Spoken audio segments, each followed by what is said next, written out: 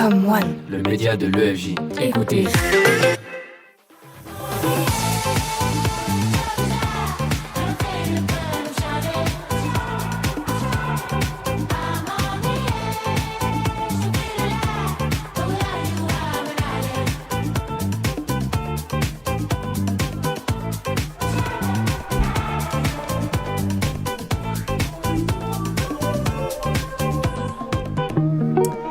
Bonjour à tous, vous nous avez manqué ces derniers mois. Bienvenue pour cette nouvelle émission, très heureux de vous retrouver sur Twitch pour un peu plus d'une heure avec nous. Alors oui, vous l'avez remarqué, il y a eu des changements, forcément.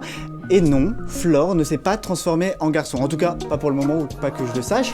Et oui, Abel est bien le nouveau présentateur de cette émission. Bonjour Abel. Bonjour, on est en direct là ? Je crois qu'on est en direct sur Twitch. Je ne savais pas que l'émission avait commencé. Il y a déjà 20 personnes en direct. Je suis vraiment désolé. Non, écoute, moi ça va super et toi ? Écoute, je suis en chaud patate. Mais alors chaud patate et je crois, et faut le dire, on a un programme de ouf. Ouais. Je pense, tu vois, pour ta première, tu vas le présenter ce programme. Eh allons-y. Alors au menu aujourd'hui, ce qu'on vous propose, c'est en entrée Rémi qui nous emmènera dans les coulisses de la course Adidas Dika de Paris. Nous poursuivrons ensuite avec notre Mister Météo Antoine, qui sera accompagné du célèbre Louis Baudin. Il va pouvoir nous parler des récentes vagues de chaleur qui ont eu lieu en région parisienne. Mélina et Aurélie reviendront ensemble sur l'affaire Liana et les problèmes que cette tragédie met en lumière. On poursuivra avec l'analyse d'Alix sur les terres rares à la sauce 12 coups de midi. Et j'en profite pour vous dire que vous pouvez tenter de participer à cette chronique en téléphonant au 08 05 98 01 86. En participant à cette chronique, vous pouvez évidemment gagner une doudoune offerte par notre partenaire et vous aurez peut-être même la chance de poser une question à notre invité. On peut même répéter le numéro Abel pour que tout le monde entende, parce que appeler c'est important. Appeler c'est important, vas-y. Le 08 05 98 01 86. Ensuite c'est Flore. Allez. Et ensuite c'est Flore, donc elle nous emmènera à Cannes pour nous rappeler l'affaire autour de Samuel Paty et surtout le film qui est sorti. Et enfin nous aurons le droit à un programme sportif avec Manon, Hugo et Margot. Et aujourd'hui, vous le savez, Tour de piste, depuis quelques jours, nous recevons l'un des visages préférés des Français, animateurs, comédiens, producteurs, hommes de radio et de télévision. Il accompagne le quotidien de millions de téléspectateurs depuis plus de 30 ans. Et oui, Jean-Luc Reichmann est avec nous en direct sur Twitch. Bonjour Jean-Luc Reichmann. Ça va ? Ça va et vous ? Je suis très heureux d'être là depuis plus de 30 ans, c'est vrai, d'accord. Donc vous en avez 20, c'est ça à peu près ? On a 20, ouais, entre 20 et 22. Donc voilà, vous étiez pas du tout nés les enfants. Donc papa est venu vous voir. Et on est très heureux de vous accueillir et au nom de toute l'équipe de Tour de piste, on voulait vous remercier. Non, mais c'est sympa parce que en fait ça s'est bien passé. Tu m'as envoyé des mots, c'était assez étonnant. Je me suis dit tiens, mais qu'est-ce qu'il fait là sur mon portable personnel ? Je suis étudiant. J'ai eu votre téléphone par TF1 et tout, donc voilà, je me suis renseigné, tu comprends bien, bien, merci, évidemment.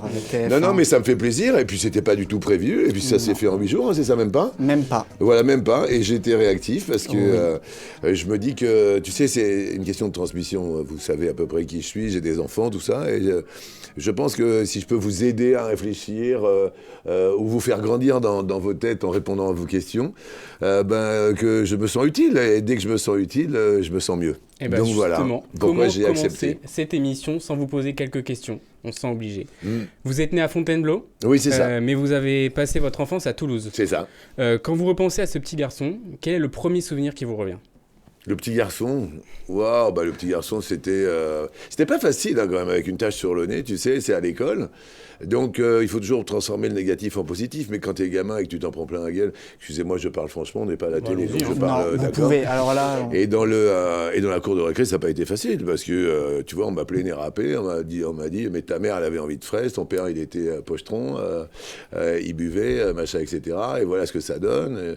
Et puis quand, à 13-14 ans, tu commences à avoir les premiers émois émotionnels avec une fille, et que la fille te dit...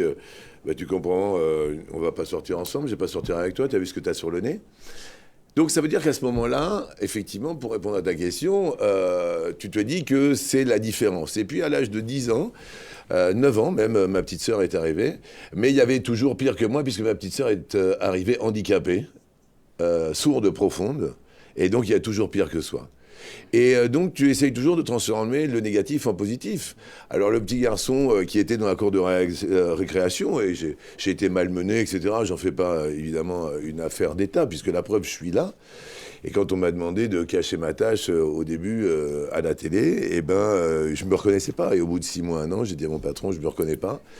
J'avais des pompes jaunes, des chaussures jaunes comme ça, énormes. Mais alors je lui dis, tu sais, si tu as un petit peu d'autodérision et du décalage, tu arrives à pas mal de choses. Il faut avoir beaucoup d'autodérision et s'amuser de soi-même. Il faut surtout tout mettre au porte-manteau et tout laisser derrière sa fierté.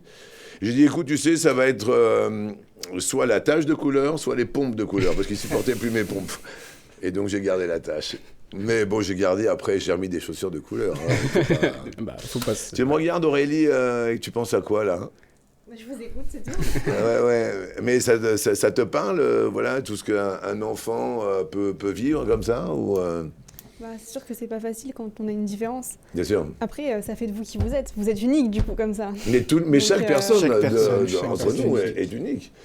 C'est pour ça, voilà, on est là pour se décontracter. C'est pour ça que je parle un peu, pour vous mettre à l'aise et pour vous dire, en fait, voilà, je suis un membre de votre famille, puisque vous êtes obligatoirement tombé sur moi à un moment donné dans votre vie, peut-être. Oui. Mais vous allez voir, c'est ça. Rémi trépigne il est d'impatience unique. de parler aussi. Hein.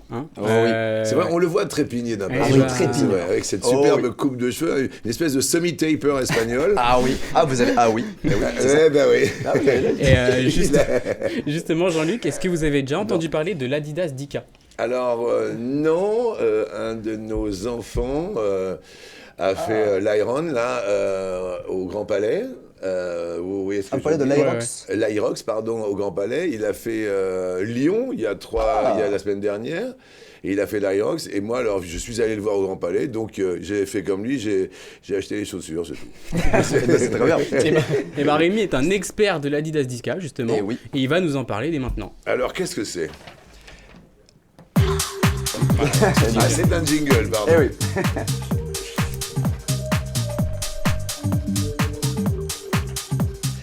Merci Abel, enchanté Monsieur Reichmann. Alors, Enchanté. ce dimanche, pendant que certains faisaient une bonne grasse mat, moi je me suis levé tôt pour participer à l'une des plus grandes courses de 10 km d'Europe, le Adidas Dika Paris. Félicitations. D'ailleurs, merci. D'ailleurs, il me semble, Monsieur Reichmann, que vous avez un sacré passé de runner. Regardez.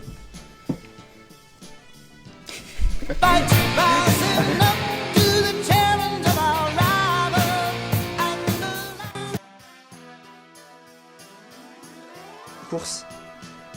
Alors j'ai fait les courses évidemment à Auchan, à Carrefour. Un peu Pris dans ton propre piège. Je fais souvent les courses en fait. J'aime bien parce que mon père était dans les hypermarchés Mammouth à l'époque. Donc voilà, j'ai fait beaucoup de courses. Non, j'ai fait beaucoup de sport, oui. Okay. Mais pas ce genre de sport. C'était dans le sport de combat moi pendant très longtemps. Ok. Bah écoutez, moi, je me suis levé à 5h30 du matin pour faire cette course. À Alors, je peux vous 5h30 c'est le matin, c'est sûr. dire- Ouais, c'est vrai. Et je veux dire que dans le RERC... Parce que si tu te lèves à 17h30... À 7h30, c'est que je suis parti le soir d'avant. Bon bref. En tout cas, le matin dans le RERC, je veux dire que je passais pas vraiment un très bon moment. Mais quand je suis arrivé là-bas, j'étais quand même assez content d'être là. Et j'ai remarqué que tout le monde avait une bonne raison aussi d'être ici. Regardez. J'espère le faire en moins de 43. Donc je suis en SAS 43, donc objectif moins de 43. Alors mon objectif c'est quand même de me la cramer, parce que je vais faire un bon temps quand même. Mais je vais profiter, genre tous les monuments et tout, passer devant, regarder et tout, c'est cool. L'année dernière j'avais fait un record au 10 km des Champs-Élysées. Là je me suis pas très bien préparé, mais après avec l'engouement, tout le monde qui t'encourage, genre on sait jamais, on peut faire un PR. Je suis très contente mais très stressée, j'ai envie de pleurer de stress. Mon objectif c'est de la terminer parce que j'ai quand même payé 100 €. J'ai prévu ma petite playlist, un peu de techno, un peu de boîte de nuit. Là je serai un peu à Ibiza avec la musique. Oui, bah un peu à Ibiza, j'ai l'impression que tout le monde veut être un petit peu actuellement. Mais bon, Ouais. Ibiza quand même. Oui, tout le Pas monde mal. veut être à Ibiza. Bon. Pas mal. On remonte quand même à Paris Mais pour ça faire va, la course. saison elle est lancée depuis un mois là. C'était début mai. De Ibiza. Ah ouais. Ah bah alors je connais quelqu'un, marin, qui adore ça, si vous voulez, vous pourrez lui parler à Big propos up, des tours marin. d'Ibiza. Big up. D'ailleurs, petite dédicace à lui. Bon, malheureusement on remonte quand même à Paris, bon, il fait assez beau. Mais du coup, qu'est-ce que c'est que cette course finalement? Alors le Adidas Dika Paris, c'est l'une des plus grandes courses sur route d'Europe. Cette année, plus de 44 000 participants ont parcouru 10 km à travers la capitale, en passant notamment à côté de la Tour Eiffel, la pyramide du Louvre, l'Opéra Garnier, l'église de la Madeleine et pour finir, attention, en apothéose, la remontée des Champs-Élysées et le passage le long de l'Arc de Triomphe, franchement, est pas mal. Il y a pire. Mais ce qui marque surtout quand on est sur place, c'est l'ambiance, parce que franchement, c'était partout.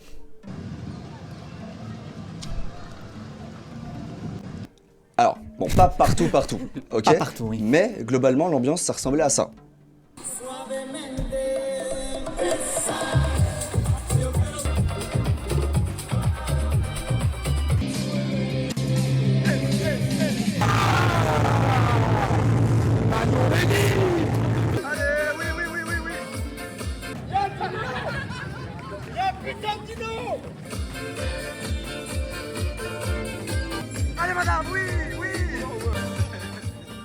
C'est pas mal, hein. Ouais, c'est Franchement, mal, ouais. J'aime bien.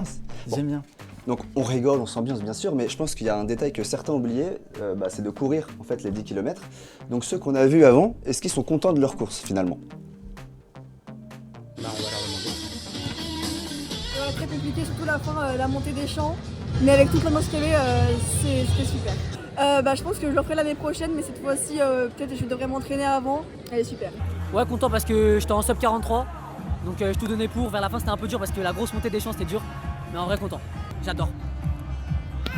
Je suis trop content, j'ai fait 41,50. La médaille, elle est là. Ça y est, on a fait le record. J'avais les copains qui m'ont fait cette pancarte pour me supporter sur l'arrivée, donc je pouvais que faire un PR en fait. C'était hyper dur. Je me suis tapé un sprint sur les derniers 200 mètres. J'étais à fond, tout le monde disait allez Manon, allez Manon. J'ai terminé 11 minutes avant la fin du chrono en 1h19. Et vraiment, j'adore l'ambiance, c'était super cool. Et là, du coup, je me suis donné le défi l'année prochaine, moi aussi je cours. Et oui, alors cette année, les records sont tombés tant bien que chez les hommes que chez les femmes. Chez les hommes, Mehdi Frère s'est imposé en 28 minutes et 11 secondes, battant ainsi le précédent record détenu depuis 2022 par Hassan Chadi en 28 minutes et 19 secondes. Et chez les femmes, Margot Serrier qui a également battu le record de l'épreuve avec un temps de 31 minutes et 48 secondes, un record qu'elle détenait déjà depuis 2024 en 32 minutes et 18 secondes. Quel âge ils ont, c'est là, tu sais pas, à peu près, parce que c'est des adultes. Hein. Ouais, dans la vingtaine, la trentaine. dame, elle est française, et le monsieur... Ouais, les deux sont français, ouais. Les deux sont français, d'accord, C'est ça. ok. Et Ok. ce sont des coureurs professionnels. Hein, Ah ouais, donc, ouais, c'est ça, ouais, parce qu'il y en a plein qui le font en dilettante, quoi. Ouais, exactement. Eux, c'est pour ça le départ à 7h du match, je peux vous dire que ça devait bien réveiller. Ouais. Et donc, avec ces records-là, moi j'ai une question pour vous. Vous qui côtoyez beaucoup de champions, est-ce que vous pensez qu'un jour on arrivera à la limite des records ? Ah oui, oui, c'est délicat, parce que maintenant qu'on a mis le doigt où ça faisait mal, tu sais, sur les dopants et les stéroïdes anabolisants, bien sûr que ce qui est intéressant, c'est la perf de chacun. Après, tu vois, là, on va rentrer quand même dans une grande lignée sportive. Il y a eu... ce qu'il y a d'intéressant, c'est par exemple le Zverev, c'était hier, avant-hier. C'est ça, avant-hier. On est mardi, ouais, donc c'était avant-hier. Puisque nous sommes en direct. Tu vois, Zverev, il a quand même des choses dans sa vie. Il a eu des problèmes de santé, donc c'est vraiment... voilà, il a pris réellement sur lui. Et j'ai appris quand même, vous savez pourquoi il n'a pas fait la une de l'équipe ? Parce que je me suis dit, tu as appris ça? Ouais, Oui, affaire, ouais. sur son affaire avec ses ex-compagnes. Ouais, c'est ça, avec oui. ses ex-compagnes. Et j'ai trouvé ça quand même très élégant de la part de l'équipe, Oui. de ne pas le mettre en avant, mais je me suis dit, c'est marrant. Et je n'avais pas le passé. Ouais. Donc ça veut dire que, pour essayer de répondre à ta question, c'est de se dire ce qu'il y a de beau, c'est les aventures humaines. C'est effectivement, il a pris beaucoup sur lui parce qu'il a eu beaucoup de problèmes de santé. Il n'avait jamais gagné un tournoi du Grand Chelem, d'après ce que j'ai compris. Et ça, voilà, c'est surtout l'humain qui est intéressant. La surperformance permanente, au bout d'un moment, c'est compliqué. Où va tout cet argent? Où va tout ça? Voilà, pour se dire, ah ouais, mais il a fait mieux que mieux. Oui, ça dépend. Là, j'étais à Monaco, au Grand Prix de Monaco. Il y a eu des surperformances et maintenant, il y a des moteurs électriques. Donc, ce sont d'autres données. Ce qui fait que le tour de piste, il est moins rapide. Mais quand même, ce qu'il y a de vachement bien, en parlant d'aventure humaine, c'est que, comment il s'appelle, Kimi Antonelli, ouais. Antonelli, il a 19 ans, quoi. Il est plus jeune que vous. Ouais. D'accord, puisque vous en avez 20. C'est ce que vous m'avez dit. Donc, il a 19 ans. Ouais. Et c'est-à-dire que je sais même pas, je pense qu'il n'a pas encore le permis de conduire. Il l'a passé début d'année, ouais. Il l'a eu. Alléluia. Yeah. Mais c'est le mec, quand même, le plus rapide. Et, donc, si tu veux, ce qui est intéressant, juste pour terminer, pour faire un petit peu court, c'est que d'un côté, tu as un gamin de 19 ans, parce que pour moi, c'est un gamin, et il est hyper bien éduqué, élégant. J'étais au Sporting le soir, il était à côté de son Altesse Albert de Monaco. Et il a joué le jeu, il parle italien, il a 19 ans, d'accord, puisqu'il est italien. Il parle français, espagnol, anglais. Et le gars, hyper chic, je tiens à remercier ma famille qui m'a toujours soutenu depuis l'âge de 12 ans. Mais ce qu'il y a de plus étonnant par rapport à cette surperformance, c'est qu'à côté, tu as un mec qui a 38 balais, non mais tu vois, et qui arrive second. Et ça, c'est quand même extraordinaire. Lewis Hamilton. Et c'est ça qui est bon. C'est-à-dire que le mec, il a 19 ans, l'autre, il en a 38. Donc 19 et 19, eh ben, on arrive sur 38. Le mec, non, mais le mec, il a le double. Donc ce grand écart générationnel, voilà, ça veut dire que c'est comme si c'était son grand-père, son grand frère, son père spirituel, quoi. Parce que quand il était gamin, il le regardait comme ça. C'est ça qui est bien. Et je trouve ça merveilleux. Et comme ça s'est passé, et celui qui a éliminé, c'était pas l'Italien, mais qui a éliminé Djokovic, il était fan de Djokovic quand il l'a éliminé sur Roland Garros. Excuse-moi, j'ai pas trop la mémoire des noms, mais c'est ça. C'est-à-dire que c'est ces aventures humaines qui nous transcendent. Voilà, que tu aies 19 ans ou 38 ans, eh ben, tu peux être premier et second au Grand Prix de Monaco. Ça, c'est... Et d'ailleurs, on en reparlera de ce Grand Prix de Monaco avec Margot, que j'annonce dans quelques minutes. Mais Rémi, je m'engage devant toi que l'année prochaine, promis, je ne sais pas si je ferai l'Adidas. Voilà. Tu le feras Pas. Tu le feras pas? Et vous, Jean-Luc? Que je ferais courir dans Paris. Non, je ne le ferai pas. Mais courir, on le fera à côté. Ouais, je peux faire. Et bien sûr, bienvenue. Vous en êtes 8 km 500.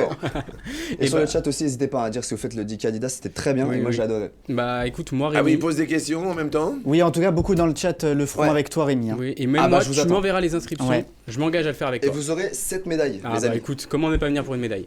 Quand même. Ouais. Mais petite question, Raph, ça t'a pas donné un peu chaud, toi, cette chronique? Si, moi, je suis en chaleur, mais depuis... C'est bizarre ce que tu dis, Raph. Non, mais c'est-à-dire... je te le dis, oui, non, mais c'est-à-dire que la semaine prochaine... J'ai rien à dire, Raph, mais il faisait 30 Raphaël, tu n'es pas je suis en chaleur, si tu veux. Voilà, voilà, mais tu l'as dit, ça y est, c'est fini, on le dit plus. Ok, pas de problème. Donc tu as chaud. Il fait très chaud. T'as un coup de chaud. Un coup de chaud, mais depuis pas mal de semaines, en fait. C'est-à-dire que la hausse et la baisse des températures, c'est très compliqué. Et c'est pour ça qu'à côté de vous, Jean-Luc, vous avez Antoine qui est allé se former, je pense que vous le connaissez, Mister Météo, le grand et l'unique Louis Baudin. Oui, bien sûr, à TF1, à RTL et autres. Très agréable comme personnage. Ah non, mais alors il est très élégant. Ouais, j'aime beaucoup. J'ai pris plaisir hier, on a bien parlé. C'est cool. Ouais, Antoine, jingle. Yeah. Ash to ashes, dust to dust, the dustiest niggas been fucking with us. Am I a goat? Well, probably not. Du coup, je sais pas si vous avez remarqué, mais à la fin du mois, on a quand même vécu une vague de chaleur intense et sans transition. On a remarqué. Ouais, sans transition. je t'assure, Abel, on a bien remarqué, Abel. Et vous avez remarqué que tout est redevenu normal après ça. On a remarqué aussi, Abel. On a vécu la même chose que toi, Abel. Super, du coup, Antoine va pouvoir nous en parler. Les hauts et les bas. Jean-Luc, dans votre émission, les candidats passent beaucoup de temps à chercher l'étoile mystérieuse. C'est vrai. Mais je crois que ces dernières semaines, même elle n'aurait pas réussi à prédire la météo. Fin mai, une grande partie de la France a connu des températures exceptionnellement élevées pour la saison. Dans certaines régions, les thermomètres dépassaient les 30 degrés. On parlait de chaleur précoce, parfois même de conditions presque estivales. Et puis, en quelques jours seulement, changement complet de décor. Retour de la pluie, retour des nuages, retour aussi de la température beaucoup plus froide. Est-ce que ce changement vous a surpris ? Bah regarde, j'étais quasiment en chaleur, comme disait. C'était. Non, mais c'est-à-dire qu'il y a des. Voilà, il faut s'habituer. Moi, tu te dis qu'il y a tout qui change, et c'est vrai qu'à notre petit niveau, il faut qu'on aide comme on peut aider pour éviter de détruire notre planète. On le fait avec Evelyne Delia depuis très très très longtemps. C'est surprenant, oui, c'est surprenant, mais bon, il y a toujours eu des chocs climatiques. Là, il faut juste qu'on soit conscient que. À un moment donné, il faut faire attention à notre belle planète. Donc ça oui, que ça me surprenne. Après, tu sais, tu prends la météo comme elle vient. Quand il fait chaud, tu t'habilles moins. Quand il fait froid, tu t'habilles plus. Quand on est en chaleur. On s'habille moins quand on est en chaleur. Ça fera la ref de la... Non, c'est pas la ref, c'est la raf. C'est la raf de l'émission. Bien joué. La raf de l'émission. Il est infernal, ce type. Donc cette question, beaucoup de Français se la sont posées. Ce qui a marqué, ce n'est pas seulement la chaleur, c'est surtout la rapidité avec laquelle le temps a changé. Ah oui, ça, je suis d'accord. Comment passe-t-on d'un épisode aussi chaud à une météo beaucoup plus perturbée? Voici la réponse de Louis Baudin. Alors le contraste, il est facile à comprendre, ça il a toujours existé, surtout au printemps, ce qu'on appelle les saisons intermédiaires. Pourquoi? Parce qu'on a à la fois l'air froid qui résiste encore un peu, et puis l'air chaud qui remonte du sud. C'est typique avant l'été, où là c'est l'air chaud qui l'emporte. Donc dans cette période un peu intermédiaire, on peut avoir brutalement l'air froid qui l'emporte, et puis une semaine après l'air chaud. Donc ça, c'était tout à fait normal. En revanche, deux choses à remarquer. D'abord l'intensité. Pendant cette période, ça a duré quasiment une semaine, on a eu des records de température. Bon, ça c'est inhabituel. Puis deuxièmement, c'est arrivé très tôt, fin mai. D'habitude, c'est plutôt au mois de juin. Là, ce sont quand même deux signes forts du réchauffement climatique. Et lorsque le thermomètre grimpe aussi haut, une autre question finit toujours par s'inviter dans la conversation. Sur les réseaux sociaux, dans les médias ou simplement autour d'un repas en famille, le changement climatique est-il responsable? On a souvent tendance à relier immédiatement un événement spectaculaire à une tendance de fond. Mais est-ce vraiment aussi simple? Alors, la grande difficulté, c'est ça, c'est ce que je disais, les variations, elles ont toujours existé. Et d'ailleurs, ceux qui doutent encore, c'est ce qu'ils disent. Bah oui, il a fait chaud, il fait froid, ça alterne. Non, là quand même, ce qui est très marqué, c'est d'abord les records. Par définition, record, ça veut dire qu'on n'a pas vu ça avant, en tout cas depuis qu'on fait de telles mesures, c'est-à-dire à peu près l'après-guerre, donc environ 60 années. Et puis ensuite, vraiment la précocité. C'est ça qui est remarquable. Quand ça se produit fin mai, on peut se dire là quand même c'est totalement inhabituel, quelque chose qui doit plutôt arriver au mois de juin, voire au mois de juillet. Mais en même temps, il est clair que des variations, des moments où on aura du chaud et du froid, ça existe.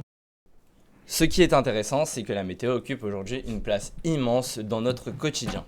Un risque d'orage, un week-end ensoleillé ou une vague de chaleur, et immédiatement les discussions commencent. Jean-Luc, dans votre métier, il faut souvent gérer les imprévus. Mais entre nous, qu'est-ce qui est le plus difficile à anticiper? Une émission en direct ou la météo française? Une émission, c'est un taux de réactivité parce que la météo, on ne peut pas faire grand-chose. Alors qu'une émission, c'est nous qui avons les rênes, donc il faut juste arriver à être réactif. La météo, tu n'y peux rien. Malheureusement, tu subis. Bien sûr. T'en chaleur après. Mais on entend souvent quand même que... En tout cas en France, les gens quand ils disent qu'il fait beau, qu'il fait chaud, il fait trop chaud. Et quand il pleut, il fait froid et c'est un temps, comme on dit, de brun. Mais c'est un temps, comme on dit, de brun, dans le nord. Ah oui, de brun. Dans le nord. De brun. Moi j'ai du nord, c'est pour ça. De brun. De brun. Demain je vais à Lens. C'est un temps de brun. C'est bien Lens, vous avez plein de choses à faire là-bas. Je peux vous donner de bonnes adresses. Et si on restait sur la météo, je pense je vais à Lens pour une association pour les enfants. Non, mais c'est rigolo, mais parce que de toute manière, je dois t'avouer que ma maman disait la même chose. Oh, dis donc, il fait froid, hein. Et toi, quel temps t'as à Paris? Puisque je suis de Toulouse, comme tu l'as dit à Rémi tout à l'heure. Et puis, il a dit, oh, dis donc, vous avez de la pluie aussi ou pas, là-haut? Ouais, vous avez de la pluie. Et à Fontainebleau, quel temps il fait? Parce que voilà, tu m'as dit que j'étais amené à Fontainebleau aussi. Et d'un seul coup, il se passait plein de choses. Mais c'était les mêmes sujets de discussion. Je pense que c'est des sujets de désoccupés. Oui. C'est-à-dire que c'est des gens qui disent nous, quand on est à 200 km/h, tu rentres dans un studio, ah oui, il pleut, zut, je suis mouillé parce que je suis en deux roues. Mais autrement, tu continues à avancer. Moi, c'est la joie à l'intérieur. Et même s'il pleut à l'extérieur, il fait beau sur le plateau des 12 coups de midi. Évidemment. Cette attention permanente portée à la météo, Louis Baudin l'observe depuis plusieurs décennies. Au fil des années, il a vu notre rapport au temps changer, notamment avec l'arrivée des applications et des alertes en temps réel. Je lui ai demandé s'il partageait ce constat. Ah oui, alors ça, il a complètement changé. Je prends toujours cet exemple. Moi, ça fait un peu plus de 35 ans que je suis prévisionniste. Et les premières fois où j'ai dit je suis un prévisionniste, tout le monde me regardait avec un petit sourire en disant mais c'est pas un métier ça, tellement on n'était pas fiable. Et c'est vrai. Je me souviens, moi j'ai commencé, je faisais pour Météo France la protection des bateaux qui rentraient et sortaient du port de Marseille.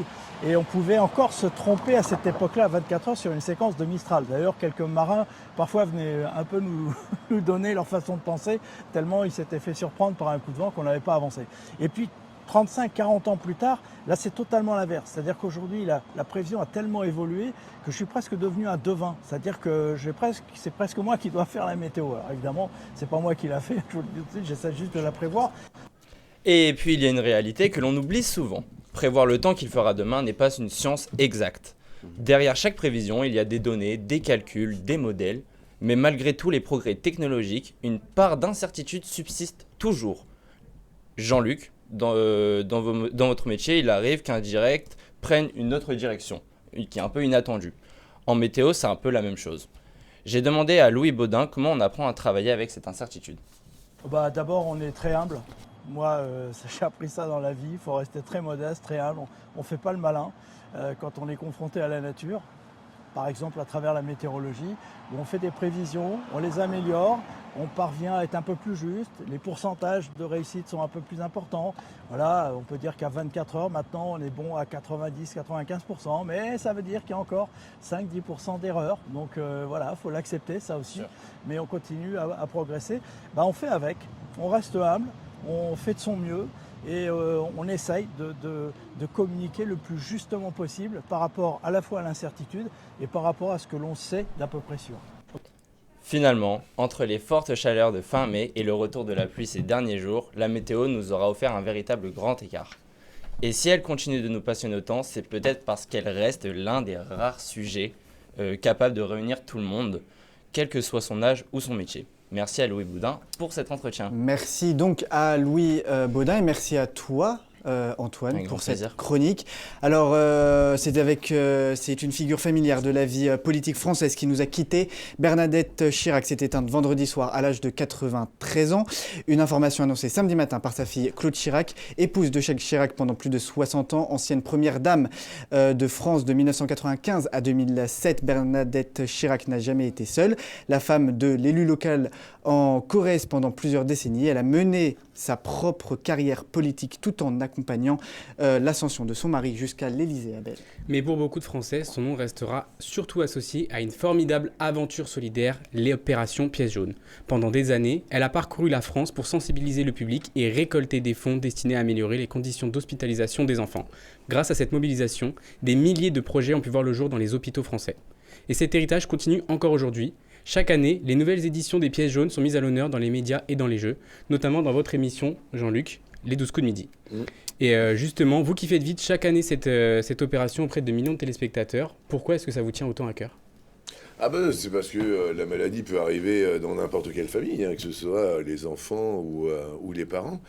Et c'est pour accompagner au mieux les enfants qui sont hospitalisés. Donc c'est vrai qu'un enfant qui a 2, 3, 4, 5, 8 ans, qui se retrouve seul à l'hôpital, c'est une horreur. Enfin, et se dire qu'il y a des maisons qui sont construites grâce effectivement aux Pièces jaunes, grâce à Anne Barrère, grâce à Madame, la première dame de France, Brigitte Marquemont, et avant effectivement à Bernadette Chirac.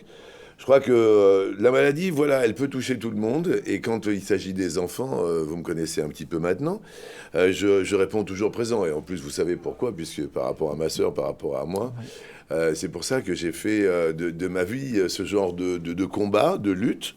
Le mot lutte est un peu moins violent que le combat, mais pour moi, il faut monter vraiment au créneau. Et je trouve que c'est une belle cause. Parce que si tu as un petit frère, une petite sœur, un cousin, une cousine que tu aimes, qui est en bas âge, tu seras content qu'il y ait un lit à côté du sien pour lui tenir la main, parce que tu te rends compte qu'un gosse à 7 ans qui se retrouve tout seul dans un hôpital, c'est une horreur, quoi. Donc grâce à ces combats, grâce à toutes ces personnes bienveillantes, on peut faire avancer l'accompagnement des enfants. Et pour moi, il y a rien de plus important. Et donc, on peut, je le signale, là, faire un don toujours au piècejaune.fr. Jean-Luc, nous allons poursuivre donc notre chronique. Nous retrouvons donc Mélina et Aurélie, qui sont nos deux journalistes justicières de TDP. Aujourd'hui, elles reviennent sur une affaire qui a donc profondément bouleversé la France ces derniers jours, le meurtre de Liana, un sujet difficile à traiter pour Mélina et pour Aurélie. Donc, vous, depuis plus de 13 ans, avec Léo Mattei, la Brigade des mineurs, met en lumière les dangers auxquels les jeunes peuvent être confrontés, les adolescents, les enfants. C'est bien plus qu'un rôle d'acteur que vous avez, Jean-Luc Reichmann, et c'est avec ce regard sur la protection de l'enfance que Mélina et Aurélie vont nous faire leur chronique.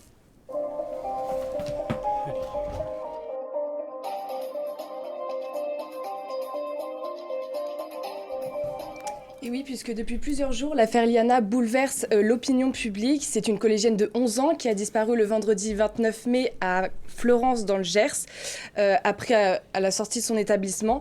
6 jours plus tard, l'insoutenable verdict tombe. Son corps est retrouvé dans un silo agricole à 15 km de là. La disparition de cet enfant, elle a suscité une énorme émotion dans tout le pays.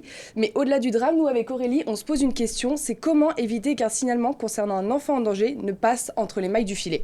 Et justement Aurélie, on se demande sur le terrain, la pression sur les professionnels doit quand même être importante. Eh bien oui Abel, puisque lorsqu'un mineur est concerné, les enjeux ils sont considérables. Magistrats, policiers, gendarmes et travailleurs sociaux savent qu'une erreur d'appréciation peut avoir des conséquences irréversibles, mais ils doivent également éviter les accusations hâtives ou les décisions qui sont prises sans éléments suffisants. Donc toute la difficulté elle est là, il faut agir vite tout en conservant la rigueur nécessaire à une procédure judiciaire. C'est d'ailleurs pour ça qu'existent les brigades de protection des mineurs, qui sont donc spécialisées dans les affaires impliquant des enfants victimes ou en danger. Donc Jean-Luc Reichmann, on a une première question à vous poser. C'est, selon vous, est-ce que cette affaire, elle met en lumière des défaillances de la part des enquêteurs ? Ah oui, non mais c'est catastrophique, enfin, c'est une énorme catastrophe. Hein. De toute manière, moi je me bats, comme vous le savez, depuis des années et des années. On a créé... c'est ça qui est assez intéressant en fait, c'est que c'est un fléau. C'est-à-dire qu'on n'entend pas les gosses, et c'est un fléau. Aujourd'hui, Léo Mattei est diffusé dans 51 pays dans le monde. Dans le monde, c'est une création française.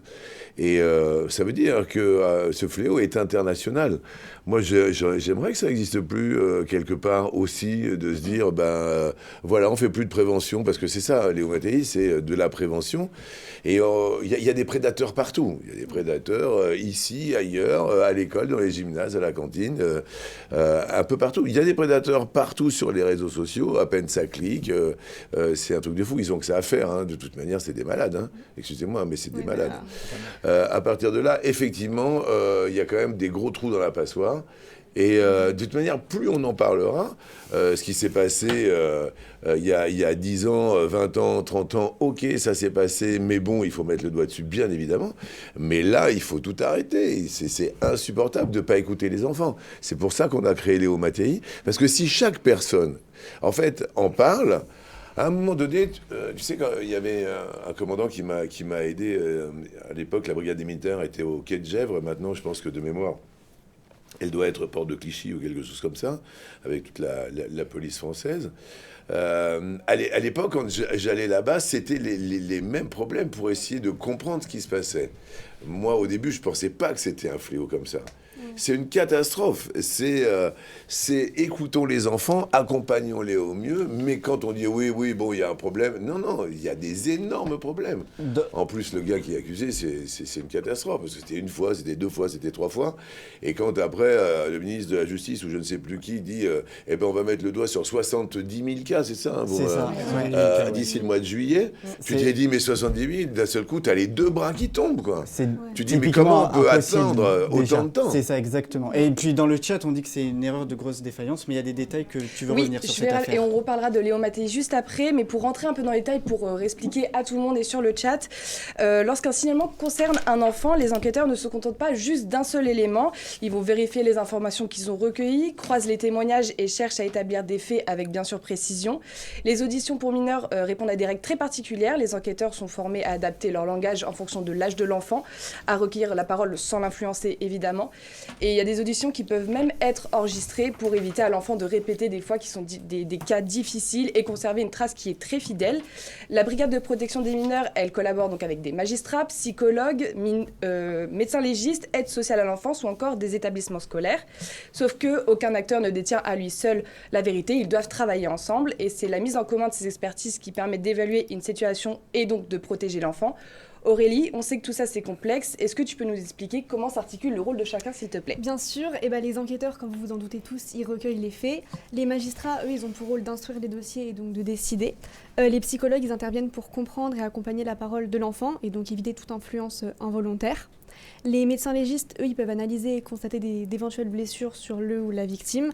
Et enfin, les services de l'aide sociale à l'enfance, ils vont évaluer la situation familiale et donc assurer la protection du mineur. Et pour mieux comprendre leur quotidien, nous avons rencontré une étudiante en master de droit qui a effectué un stage au sein d'une brigade de protection des mineurs. Elle revient sur son expérience de terrain et sur les questions soulevées aujourd'hui par l'affaire Liana. Durant mon stage à la brigade des mineurs d'un commissariat, ce qui m'a frappée, c'est justement le sérieux des enquêteurs. Ils sont confrontés à des situations extrêmement difficiles et ils font tout ce qu'ils peuvent pour protéger notamment les enfants tout en respectant les règles de procédure. J'ai assisté à une audition de la maman d'une mineure qui aurait été victime de l'ex-conjoint de cette mère. Le suspect, donc l'ex-conjoint de la mère, accusait un autre de ses conjoints d'avoir commis ces crimes-là à sa place. L'enquêteur, il a dû poser des questions sur justement cet autre conjoint-là. Il a posé des questions sur les rapports que la mère elle avait avec lui, les connaissances qu'elle avait. L'affaire Liana soulève aujourd'hui de nombreuses interrogations. Certains estiment que des erreurs ont été commises, notamment dans l'application d'une circulaire pénale qui prévoit un traitement prioritaire des affaires impliquant des mineurs. Il aurait fallu même que cette affaire soit traitée bien plus tôt au vu de l'ampleur qu'elle a prise. La brigade des mineurs, elle est vraiment indispensable. C'est important que les affaires sur les mineurs soient traitées indépendamment et différemment des affaires sur les majeurs. Durant mon stage à la brigade... Si l'affaire Liana elle suscite aujourd'hui autant de réactions, c'est aussi parce qu'elle soulève donc des interrogations sur le fonctionnement de la chaîne de protection de l'enfance. Il y en a beaucoup qui se demandent si certains éléments ils auraient dû être examinés plus tôt ou faire l'objet de plus de vérifications. Donc comme par exemple le fait que l'enquête allait révéler que le principal suspect, Jérôme Barella, il aurait déjà été connu de la justice en ayant fait l'objet de plusieurs plaintes pour viol sur mineur, dont une déposée en août 2025. Donc ces questionnements, ils ont d'ailleurs dépassé le seul cadre judiciaire, vu qu'il y a le président de la République qui s'est exprimé en évoquant un possible dysfonctionnement, tandis que le ministre de la Justice, lui, il a estimé que cette affaire, elle interroge surtout le fonctionnement de la chaîne de protection, plutôt qu'un manque de moyens. Donc ces déclarations, elles renforcent aujourd'hui la nécessité de comprendre précisément ce qui s'est passé. C'est désormais le rôle des autorités judiciaires et administratives de déterminer si des défaillances ont existé et à quel niveau elles auraient pu intervenir. Oui, c'est ça, c'est comment arriver à écouter mieux les enfants. Voilà, il y a des mythos partout, etc. Mais quand c'est répétitif, obligatoirement, c'est qu'il se passe quelque chose et qu'il y a un grain de sable un petit peu dans la machine. Oui, c'est ça. Donc il faut vraiment expliquer par rapport à l'éducation. Donc c'est les parents qui doivent mettre toutes leurs oreilles en alerte pour dire il y a un problème. Et comment l'expliquer le plus justement à la police pour éviter qu'on ne soit pas pris au sérieux. En tout cas, sur le chat, on dit bien que le gars est louche depuis 2017. Non, mais oui, c'est ça qui est un petit peu délicat. C'est ça qui est très... ça fait depuis quasiment 10 ans. Autant de temps, et ça, en fait. ouais, c'est ça. 9 ans. C'est énorme. Et d'ailleurs, cette attente de réponse, elle s'exprime par une immense colère populaire, comme tu as pu d'ailleurs le constater hier soir, Mélina. Oui, ce lundi soir, de nombreuses personnes se sont rassemblées devant le palais de justice de Paris, donc à l'île de la Cité, partout en France, honnêtement, en hommage à Liana. Et cette mobilisation elle a pour but donc de dénoncer les défaillances qui a conduit à ce drame. Les participants appellent à un renforcement de la protection de l'enfance et à davantage de moyens pour les brigades de protection des mineurs. Et c'est notre dernière question pour vous, Jean-Luc. Vous qui avez interprété, vous interprétez un commissaire de la brigade des protections des mineurs. Est-ce que pour vous, les séries comme Léo Mattei permettent au public de mieux comprendre le réel travail des enquêteurs ou au contraire, c'est un métier qui reste encore largement méconnu ? Non, mais ça contribue à tout. Alors, moi, je suis pas commissaire, je suis commandant, parce que le commandant... Non, il n'y a aucun problème. T'inquiète pas, c'est pas grave. Le commandant va sur le terrain, en fait. Moi, ce qui m'intéresse, c'est le lien avec les jeunes, c'est le lien avec les enfants. Le commissaire prend les décisions, remonte les décisions plus haut, mais le commandant est sur le terrain, à l'écoute des enfants, en brigade, et va écouter les enfants dans la rue, chez eux, pour savoir ce qui s'est passé. Donc, effectivement, c'est cette proximité et cette écoute qui m'intéresse. Mais une fois de plus, pour répondre à ta question, on est vraiment, Mélina, sur un registre où il faut écouter les enfants et aller vers eux. Et plus on va en parler, et plus ça rentrera dans les mœurs. C'est-à-dire que le soir, quand on est à table, plutôt que d'être chacun sur son téléphone, comment ça s'est passé ta journée, ça fait partie de l'éducation. Ouais. C'est comment arriver à mieux écouter les enfants, parce que c'est à nous aussi à nous mettre à leur portée. Si on arrive à les intéresser en disant « Ouais, mais t'inquiète pas, il est dans sa chambre ». Et oui, il fait quoi dans sa chambre ? Non, mais il est sur son ordi, sur ce réseau. Et c'est là où ça commence à être un problème. Parce que ça devient effectivement addictif, comme vous le savez tous. Quand on commence tous à scroller sur les réseaux, ou sur chacun à son réseau en fonction de l'âge, et bien évidemment des velléités et des passions. quoi qu'il arrive, c'est à nous à garder ce lien générationnel et multigénérationnel. Et forcer à l'enfant de parler aussi, et trouver des prétextes d'aller dans son milieu, dans sa bulle. Parce qu'autrement, le gosse, il n'a pas demandé à venir sur Terre. Hein. Vous n'avez pas demandé, personne n'a demandé. On est là. C'est le choix des parents d'avoir fait Donc, à un moment donné, il faudrait peut-être faire le service après-vente et pas lâcher la main des gosses en disant oui, non mais ça va, oui, oh, il est turbulent, mais s'il est turbulent, c'est qu'il faut l'accompagner au mieux. Et c'est ça, en fait. Et juste pour terminer avec ça, si tu veux, moi ce qui me plaît, c'est de me sentir utile. Et effectivement, des téléfilms, mais c'est pas obligatoirement ça. C'est avant, il y avait Police qui avait été réalisé par Maïwen, qui parlait de l'intérieur de la brigade des mineurs. Nous, quand on est diffusé le soir, le lendemain, eh ben dans les écoles, ça parle. En disant, t'as vu ce qui s'est passé hier? Ah bah oui. Et tu sais quoi? Bah y a mon pote Léo, Théo. T'as vu, il a pas l'air bien. Et ben dans ces cas-là, les gamins, il faut y aller, quoi, en disant mais ça va pas, tu vas pas bien, il faut évidemment, parce que tu vois, le harcèlement, il y a des gamins qui sont suicidés dans les collèges, dans les lycées, comme vous le savez, évidemment, qui sont tombés du 5e étage. Enfin, on a connu tout ça. Donc si ce genre de fiction, d'événements peut arriver à faire délier les langues, parler le lendemain de la diffusion, la brigade des mineurs, ils m'ont appelé, ça sonne plus au standard. Tu te rends compte, c'est vachement bien. C'est de se dire, waouh. C'est un rôle impactant. Alors voilà, c'est impactant, et en même temps, tu sais pas quand tu commences une aventure où ça va aller. Moi, par rapport à mon passé, j'avais envie de dire, bah vous savez, ça peut arriver, quoi. Moi aussi, j'étais timide. Moi aussi, j'étais dans la jupe de ma mère. Moi aussi, j'étais possessif avec ma mère, mais parce que j'avais un manque quelque part à l'école. C'était pas évident, mais bon, une fois de plus. Voilà, ma petite sœur, elle est sourde, elle comprend pas, et il y a toujours pire, donc soyons heureux de ce qui nous arrive. Mais rendons-nous utiles dans une espèce de paix et pas dans une espèce de fight permanent, de se dire, ah ouais, t'as vu, je sais pas si vous avez connu les 12 coups de midi, mais il y avait des gens qui étaient différents, comme Paul qui était autiste Asperger. Ça ne l'a pas empêché de partir à sa 153e émission de mémoire comme ça. Donc c'est beaucoup pour un autiste, parce que 160 et 163, ouais, donc tu vois, ça fait quasiment 5 mois et quelques qu'il était, 5-6 mois qu'il était à mes côtés. Mais ça veut dire que voilà, j'essaye de donner sa chance à chacun. Et avec Léo Mattei, on essaye peut-être de mettre le doigt là où ça fait pas du bien, quoi. En disant, mais faites gaffe, ça peut être en famille. Une fois de plus, t'as toujours, voilà, enfin, on parle toujours du tonton, du ceci, du grand-père, de machin, etc. Mais bon, il faut en parler. En disant, maman, et vous aussi, il y a toujours des vieux libidineux, des beaux-pères, des ceci, des cela. C'est quoi cette attitude? Il faut en parler. Donc, on essaye, évidemment, de communiquer en disant waouh, vous n'êtes pas tout seul, quoi. Les gamins, les enfants, vous n'êtes pas tout seul. Et donc c'est à retrouver Léo Mattei Abel sur TF1. Évidemment. Il paraît, ouais. Il paraît. C'est un peu cartonné. T'as vu comment était la sortie? Abel sur TF1. Il te l'a glissé juste. Et il est fort. Et nous allons donc poursuivre l'émission avec Alix qui nous a rejoint en plateau et qui a décidé de vous poser quelques questions en reprenant un format que vous animez, à savoir un quiz. Alix, on t'écoute sur les terres rares.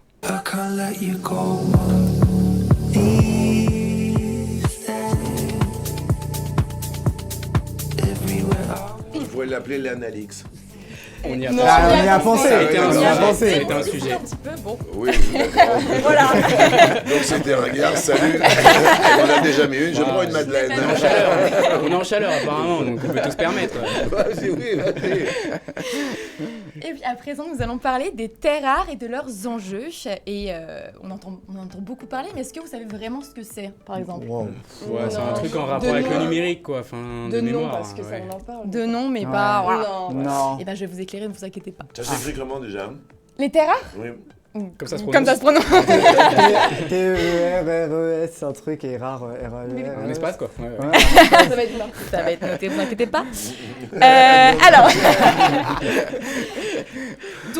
Donc oui, ce sont un ensemble de métaux, donc 17 éléments au total, très convoités, présents dans de multiples objets du quotidien, comme les smartphones, mais aussi les ampoules LED, les batteries électriques, les aimants ou encore les éoliennes. Je sais que vous aimez bien les quiz, les questions-réponses, c'est un peu votre truc. C'est aussi au moment où chat, j'aime on pas veut les tous quiz, vous c'est voir. moi Le chat, c'est votre moment là. Ouais, Vraiment, le faut y chat aller. en direct, faut y Et aller. toi, la trouver Faut après, concurrencer là. Là, Ne voilà. vous inquiétez pas, ce sera monté, elle est en direct quand même.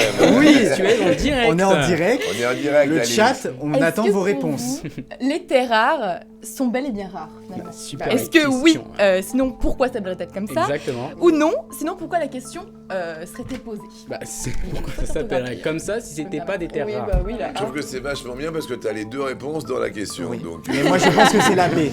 La réponse B? Ouais. Eh bien, c'est la réponse B. Avec plus de 90 millions de tonnes dans la nature, elles sont plutôt abondantes. On appelle Ce ça qui est comme rare, ça, ce alors. sont plutôt les gisements exploitables, c'est-à-dire les terres rares en quantité suffisante pour pouvoir les exploiter facilement. Et oui, une ressource peut être abondante dans la nature, mais difficile et coûteuse à extraire. Mais si elles ne sont pas vraiment rares, alors pourquoi sont-elles devenues aussi importantes? À votre avis, dans quoi ne peut-on pas retrouver ces fameuses terres rares? Est-ce que ce sont dans les smartphones et les voitures électriques, les casseroles en inox et les canettes en aluminium, les enceintes Bluetooth et les éoliennes, les ordinateurs et les brosses à dents électriques? Sur le chat, ça réfléchit. Ça réfléchit, est-ce qu'il y a Mais des bonnes réfléchissez réponses? plus vite parce que je rappelle qu'il y a quand même la veste à gagner, ce qui est quand même Oui. très important. C'est vrai, il y a Donc la veste, je me une veste à dépêcherai à gagner. votre place. Je veux gagner. On se prend une veste? Non. Il y a un partenaire qui nous offre une veste, c'est pour Mais ça. non. Ouais, c'est ça. Ah ouais. Donc on l'offre aux gagnants du coup. La Attends, B, il y a un peu de budget on a quand une même, réponse. c'est Ah, bien. on a Arnaud qui nous réponse B. Est-ce que c'est ça, Réponse B. Alix? Est-ce que pour vous, c'est la réponse B? Moi, je dirais la D. La D? La D pour Mélina. Ouais, je dirais la D. Bah, Comme moi ça. aussi, la D. Comme ça, l'instinct Allez, qui... allez, Alix. Eh bien, quoi, pardon? Allez, Alix. Allez, Alix, c'est bien la réponse B. bien la réponse On B. retrouve les Arnaud. terres rares dans les smartphones, les batteries de voitures électriques, les enceintes, les éoliennes, les ordinateurs et même les brosses à dents électriques. Donc, sans terres rares, une grande partie des technologies modernes ne fonctionnerait moins bien, voire pas du tout.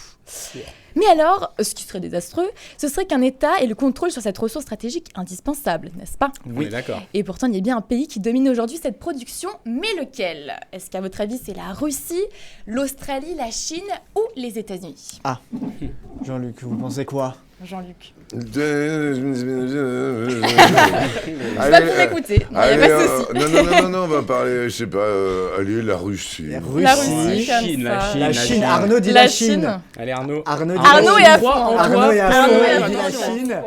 La Chine aussi, eh bien oui, vous avez raison, Et c'est la Chine deuxième qui est en point pour première Arnaud. position, suivie des États-Unis avec 11,5% de la production mondiale de terres rares. La Chine est le premier pays avec une concentration la plus forte en terres rares et elle produit environ 60 à 70% de cette ressource dans le monde et en raffine presque 90%, ce qui est une étape la plus importante pour les rendre utilisables.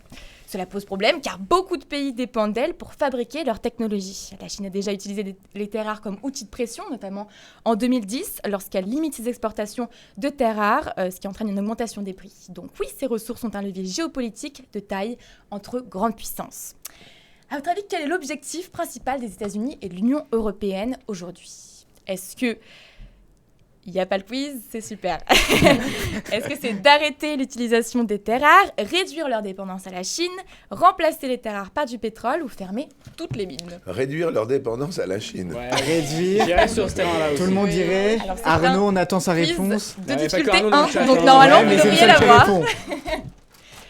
Est-ce que vous êtes Attention. tous d'accord pour la Oui. réponse B? Moi, j'irai Oui. sur la Eh réponse bien B. oui, les États-Unis Vous et avez l'Union un indice européenne. dans la question. la question. Quand même, Oui, ouais, exactement. quand même. On veut tous la doudou, non? Mais on Ah bah veut- oui, bah attendez, on veut tous là la tout le monde donner. va la gagner, j'ai fait exprès. Ils rouvrent des mines chez eux, donc les États-Unis Oui. et l'Union européenne. Par exemple, pas du tout. Par exemple, dans une mine que je vais vous montrer tout à l'heure, d'ailleurs qui s'appelle Mountain Pass. Mais pourtant, 80% des terres rares que les États-Unis consomment viennent encore de la Chine. Voilà. Mais bon, ils essaient quand même d'investir en Afrique et au Brésil. Enfin, les États-Unis et l'Europe développent le recyclage pour récupérer les terres rares dans les anciens smartphones et ordinateurs. Et en France, une usine de recyclage devrait ouvrir fin 2026 à Lac pour recycler les aimants de moteurs électriques en fin de vie. Mais bon, Ces opérations sont coûteuses et augmentent le prix final des terres rares, qui devient alors plus important que celui du prix du marché. Bref, penchons-nous sur la région de l'Arctique, qui a un fort potentiel d'exploitation, ce qui pourrait expliquer pourquoi Donald Trump désire-t-on acquérir le Groenland. Non. Ah bon? L'Ukraine aussi possède pas mal de gisements. Serait-ce une des raisons pour laquelle Poutine veut tant s'approprier ces territoires? Je lui demanderai. Voilà, je ne dis rien, voilà. Mais extraire ces terres rares soulève d'autres difficultés. Par exemple, quel est l'un des principaux problèmes liés à l'extraction des terres rares, à votre avis? Est-ce que c'est les tremblements de terre, la disparition des océans, la fonte immédiate des glaciers, la pollution des sols et des eaux? Alors, la pollution, moi, je dirais. La pollution des sols et des eaux, Moi, du coup. Ça me paraît cohérent. Moi, je dirais La C, ok. Ouais, la C aussi, je dirais. Non, la D. Hein. Ouais, non, La D. La La pollution des D. sols. Eh bien oui, c'est bien la réponse Pollution D. D. Voilà, Arnaud, voilà. encore une bonne Arnaud, réponse. encore une fois. Et c'est Non, mais il est l'unique chaud. gagnant Non, mais il est de chaud, ce il est chaud. quiz. Je l'annonce. Est-ce que c'était le seul joueur? C'est le seul qui a répondu. C'est le seul qui a répondu, oui. Il y a eu Oui, très oui. peu de candidats. L'extraction, de cette ressource provoque surtout une forte pollution des sols et des eaux à cause des produits chimiques et des déchets miniers. Elle consomme aussi beaucoup d'eau et génère des impacts environnementaux importants. Dans le district minier de Banyan en Chine, par exemple, la production a causé une grave crise écologique avec la contamination des sols et des nappes phréatiques qui a donc causé une destruction des écosystèmes. Ce qui crée un paradoxe, la transition écologique dépend de ressources dont l'extraction est elle-même polluante. Voilà, top. Et pour conclure, voilà, je vous mets une petite question facile pour voir si vous avez un petit peu suivi. Pourquoi parle-t-on autant des terres rares aujourd'hui? Est-ce que c'est parce qu'elles sont extrêmement rares? Est-ce que c'est parce qu'elles sont aux mains des États-Unis? Ou l'autre. Voilà. Est-ce que... Là, ils se seraient pas fait... Non, mais c'est très compliqué parce que voilà, je sais que vous êtes des gros cerveaux. Et la réponse D, est-ce que c'est parce qu'elle ne pollue pas du tout? Non, bah c'est la C, normal. Si on a compris, Je c'est vous la prendrai un C. petit peu mal si vous n'avez pas la bonne réponse. Allez. Et bien sûr, c'est la réponse C. Bien sûr, elles ne sont pas rares. Elles sont aux mains de la Chine et elles polluent énormément. C'est la fin. C'est fini. Bah, en tout cas, c'est Arnaud qui a gagné cette veste-là et on ira lui apporter en main propre. On peut l'avoir, la veste ou pas? On peut l'avoir. On l'a pas. C'est notre partenaire. C'est notre partenaire. On demandera à Manon qui sera sur le plateau tout à l'heure qui nous l'apportera cette veste. En tout cas, merci beaucoup, Alix. Merci à vous. Tour de piste, c'est le moment que vous attendez tous parce que Jean-Luc Reichmann est sur notre plateau. C'est le moment de la grande interview. Vous pouvez poser toutes les questions. Vous pouvez lui poser toutes les questions. Et sur c'est le chat. Arnaud qui va poser la question. Et c'est sûrement Arnaud qui va lui Tel poser la vieux question. verre. Tour de piste, la grande interview et un court extrait juste avant pour présenter notre invité.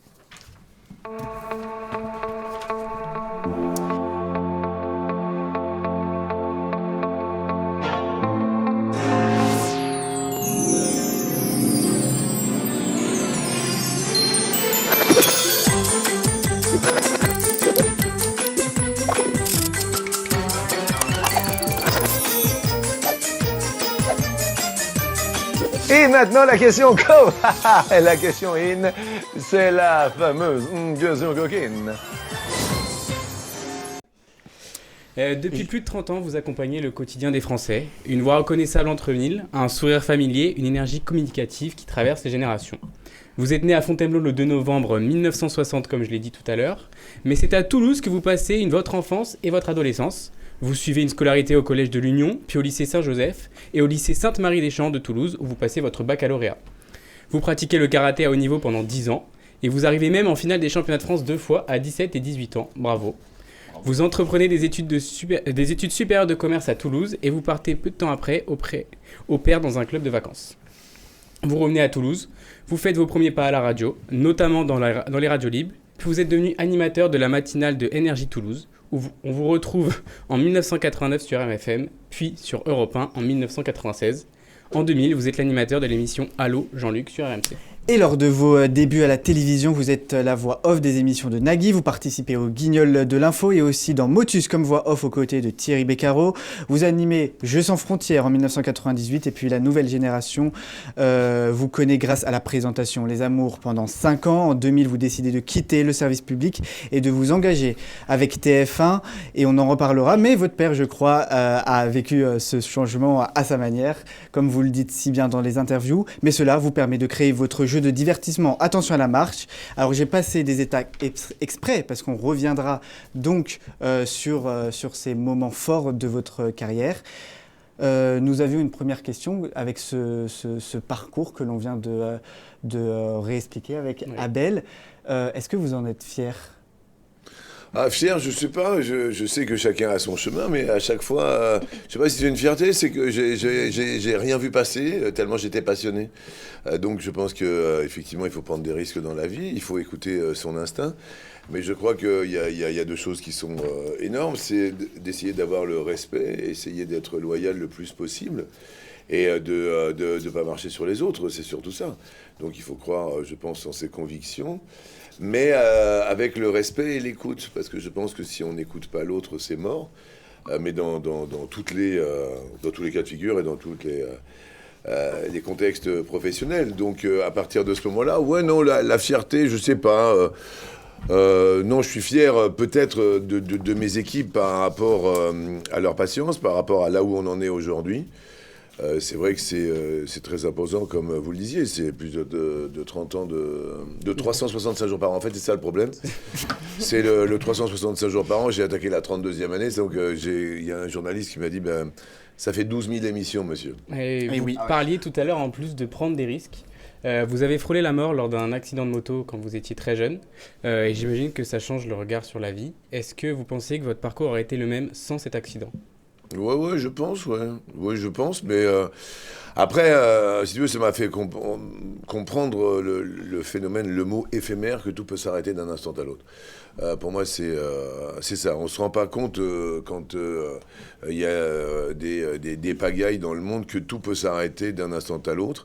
Et ce phénomène où moi, à 23 ans et demi, je me fais faucher par une personne âgée et je suis sur un 2 roues. À un moment, je m'aperçois de plus en plus qu'il faut profiter de la vie et de l'instant présent. Donc moi, je me suis vengé dans le boulot énormément parce que j'ai eu beaucoup de plaisir à en donner. J'en ai pris et j'en ai donné. Plus j'en donnais, plus j'en prenais. Et c'était ça, en fait. Quand je voyais les gens heureux à côté de moi, ça me rendait heureux. Parce qu'il y a beaucoup de gens qui sont malheureux dans les hôpitaux. Il y a beaucoup de gens qui sont seuls. Il y a beaucoup de personnes âgées. Et moi, ça a été un moteur, mais ça m'a fait prendre conscience, si tu veux, par rapport à cet accident, où on m'a déclaré mort sur la route, où je suis resté dans le coma, et je suis resté quasiment immobile pendant une petite année. C'est énorme, hein. Ouais. Voilà, ça m'a fait prendre conscience que tout ça était très fragile, en fait. On ne se rend pas compte de la fragilité de la vie. Quand on est assez malveillant avec des gens, voilà, moi, je suis... Voilà, je respecte tout à chacun maintenant parce que tout ça, ça peut s'arrêter d'un instant à l'autre. Et quand j'avance, j'essaye de faire du bien parce que ça me fait du bien. Vous animez depuis 10 ans les 12 coups de midi. Ouais, c'est midi parce que minuit... c'est un autre il est en chaleur, c'est important de le préciser. Et c'est la 16e année. Là. Depuis 2010, est-ce que vous avez vu plein de champions, plein d'âges, sur votre plateau. Est-ce que cette nouvelle génération... on peut l'appréhender avec les réseaux sociaux, etc. Ou il faut aller vers eux, les comprendre aussi? Non, mais il faut leur tendre la main, bien évidemment, parce que c'est rigolo, parce que des jeunes comme vous viennent parce qu'ils regardaient la télé avec leurs grands-parents, avec leurs arrière-grands-parents, qui les gardaient le mercredi, le samedi ou le dimanche. Nourrice, moi, personnellement. Ben voilà, avec la nounou et tout. Voilà, c'est tout simple, c'est tout bête. Et aujourd'hui, quand tu regardes qu'il y a des grands-parents, puisque je suis en âge, tu vois, où je pourrais être grand-père sans aucun problème, il y a des gens qui ont grandi avec moi, quoi. Et c'est marrant. Donc ils ont confiance en moi et disent on va passer un bon moment, et puis t'envoies de la bonne humeur, t'envoies du sourire. Ça n'empêche pas de pas prendre les gens pour ce qu'ils sont pas, mais ça veut dire que je laisse une chance à chacun, comme on le disait tout à l'heure, avec toutes leurs différences. Donc ce souffle de jeunesse, j'ai toujours été entouré de jeunes, et moi-même je pense que quand on est jeune, c'est pour la vie. Et bien justement, c'est intéressant que vous parliez de jeunes parce que ça va un peu dans le sens de ma prochaine question. Si vous pouviez glisser un mot au Jean-Luc qui avait 20 ans, qu'est-ce que vous lui diriez aujourd'hui ? Je sais pas ce que je lui dirais. Non, il faut continuer à avancer. On ne sait pas de quoi est fait demain. J'ai jamais su de quoi était fait demain. Et en plus, vraiment, quand tu es déclaré mort sur la route, j'ai quand même entendu le gendarme au-dessus de moi dire « il est mort » en parlant de moi.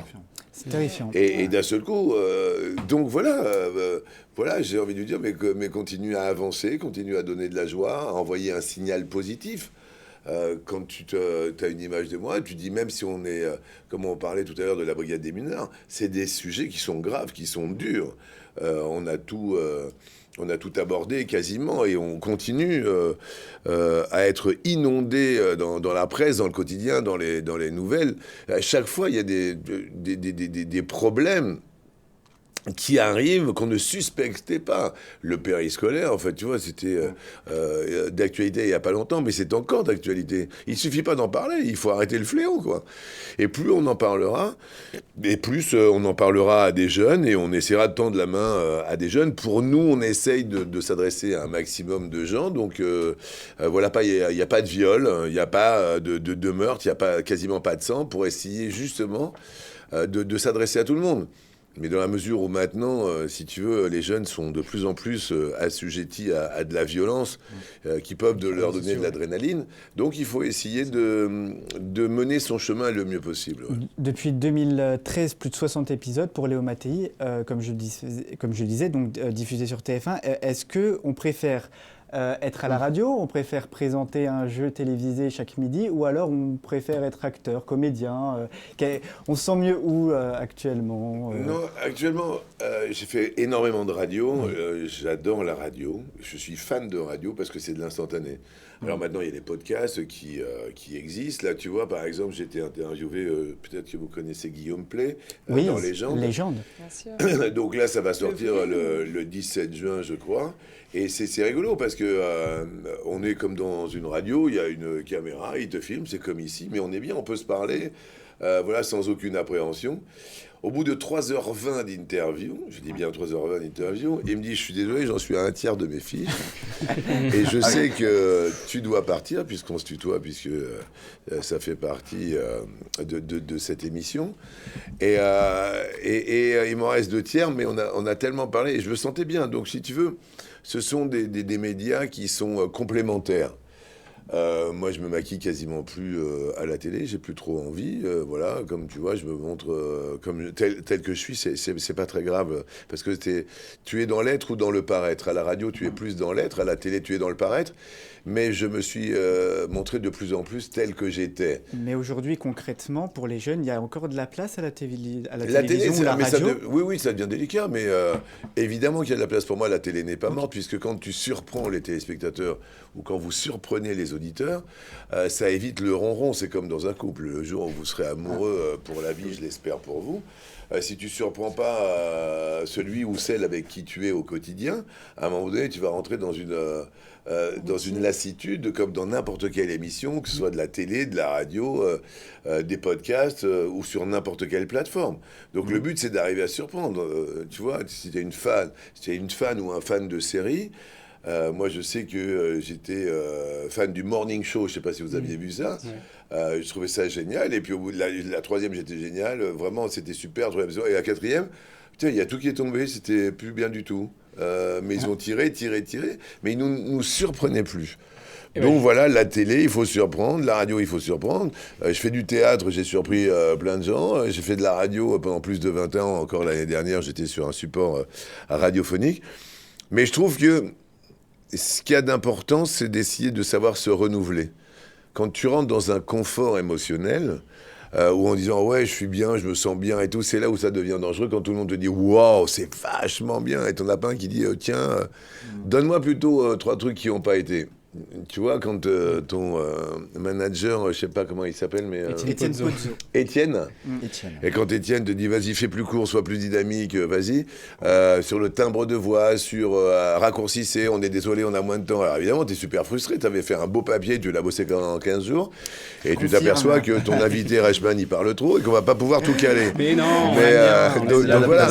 Mais c'est ça, c'est de se sentir bien, essayer d'être le mieux possible, avec le respect et l'écoute. Ça revient très souvent, le respect et l'écoute, pour qu'on soit bien tous ensemble. C'est quelque chose d'important chez vous, le respect et l'écoute. C'est plusieurs fois vous le Mais dites. c'est l'école de la vie, c'est le respect, il faut rester élégant, quoi. Alors effectivement, là, je parle de moi parce que j'essaye de vous donner des petites ficelles, bien sûr.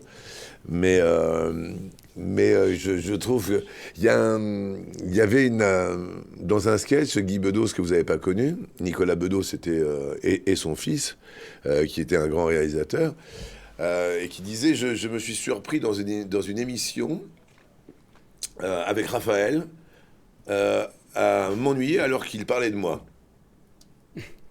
Qu'est-ce que j'ai dit, Raphaël? Voilà. Non, donc, m'ennuyait et parlait de moi. Voilà. Guy Bedos a dit, je me suis surpris dans une soirée à m'ennuyer alors qu'on parlait de moi. Mon sujet favori. et donc, ça, on est sur un autre registre. Quand je parlais de l'autodérision, je te taquine parce que tu regardais certainement ton auditeur Arnaud qui a encore gagné une veste. Non, on dit on est en train de dire que vous êtes super bien habillé dans le chat. Ah ouais, d'accord. Non, mais j'essaye d'être... en train de Ah oui, d'accord. En fait, je suis notifier. habillé comme dans la vie, mais à chaque fois que je suis habillé comme ça à la télé, ils disent ouais, putain, il est crado. Je te jure que c'est vrai. Je me fais déglinguer. Tu vois, je peux pas arriver comme ça à la télé, c'est impossible. Alors là, je suis venu comme dans la vie, puisque tu vois, c'était quasiment pas prévu que je vienne. Et voilà, c'est d'improviser au fil de la vie. Moi, je trouve que ce style est très surprenant. Et justement, on a une surprise pour vous. Abel. Et ouais, je vous laisse regarder alors. C'est pas vrai. Je le regarde déjà depuis très longtemps, parce qu'on est retraité depuis déjà 15 ans. Donc c'est vrai que la pause de midi, au moment soit de l'apéritif ou du repas, c'est Jean-Luc Reichmann. Ça, c'est comme ça. Et j'avoue qu'on passe un bon moment. Vous auriez une petite question à lui poser s'il était face à vous? D'abord le féliciter pour son émission, parce que bon, faut reconnaître que c'est très plaisant. Et j'aimerais savoir quand même si, depuis le temps qu'il fait cette émission, et il y a eu vraiment peu de changements, il n'y a pas une certaine lassitude qui s'est installée chez lui, qu'on ne ressent pas du tout. Mais je voulais savoir si lui, comment il fait pour tenir le coup, c'est extraordinaire. C'est gentil, comment il s'appelle ce monsieur? On demandera à Antoine Valerio qui est Miss Météo. Alors d'accord, ok. Non, c'est super gentil déjà, merci beaucoup, ça fait plaisir. Non, je me lasse pas, parce que si je me lassais, je pense que les téléspectateurs le verraient. C'est-à-dire que si vous avez le trac, ils vous entendent. Si ils voient que tu as le petit œil comme ça, ils vont le voir. Donc je pars de la base où les téléspectateurs voient tout. Donc non, j'ai pas de lassitude. Moi, quand il y a des sourires en face de moi et de la joie et qu'on envoie un signal positif, je veux dire en empathie, il y a aucune raison de me lasser. Ce côté répétitivité, quand on en est là, et quand on fait 5 émissions par jour ou plus, voilà, moi je voulais pas me lasser, donc j'ai toujours refusé la surproduction. Tu parlais de surperformance tout à l'heure avec cet événement Adidas, hein, c'est ça, oui. Tout à l'heure. Cette surperformance, moi, elle m'intéresse pas. Je veux rester dans l'émotion, je veux rester dans la joie, je veux rester dans le partage et dans la sensibilité. Notre pire ennemi... Ah tiens, je vais vous poser une question. D'accord. Flore? Oui. C'est quoi, voilà, à ton avis, le pire ennemi? Le pire ennemi... Voilà, dans la vie, dans votre futur boulot. Voilà, c'est quoi le pire ennemi? S'ennuyer, l'ennui, je pense. S'ennuyer, pas mal. Non, vas-y, je continue, vas-y, c'est Mélina. Pour moi, le temps.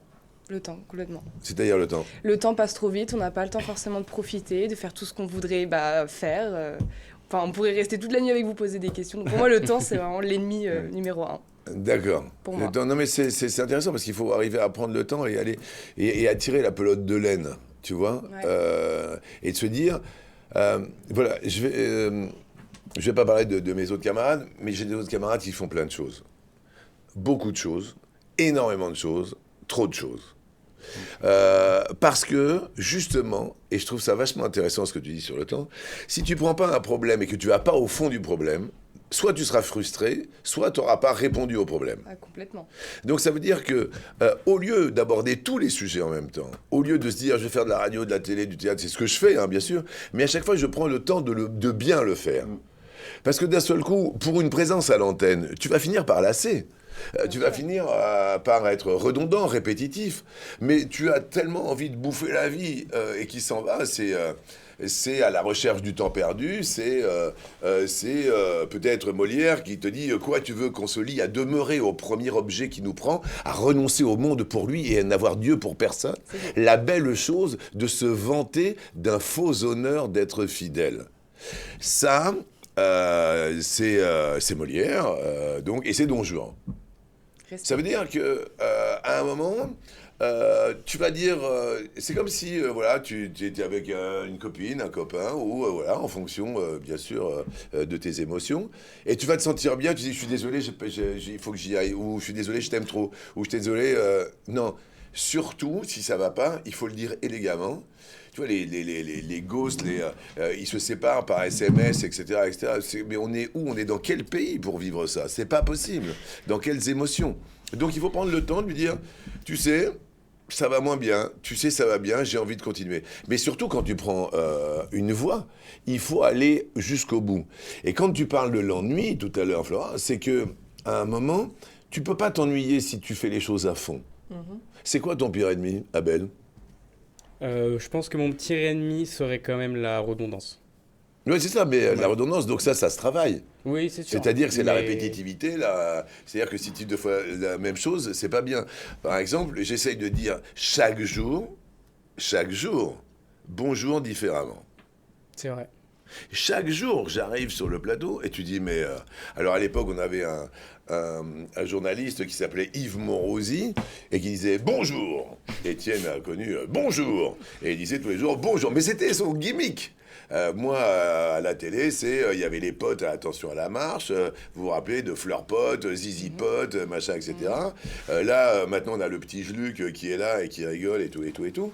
Mais j'essaye de dire, ton pire ennemi, c'est la répétition, comme tu dis, ou la répétitivité de se dire, cette redondance permanente. C'est à toi de travailler pour que, justement, ton imaginaire aille toujours plus loin et que, comme dans un couple, et je vous souhaite réellement d'être amoureux, de vous émerveiller de la vie au quotidien et d'aller toujours plus loin, et parce que la vie est pleine de petits échantillons qui nous font du bien. Comme disant... Et c'est quoi ton... Pour le moment, je dirais c'est le temps, du coup, comme Mélina. Non, je dirais soi-même. Donc tu es redondant, alors c'est répétitif. Je dirais soi-même. C'est-à-dire soi-même. Soi-même, c'est se mettre ses propres bâtons dans les roues, ne pas être 100% confiance avec soi-même. C'est très difficile, la confiance en soi.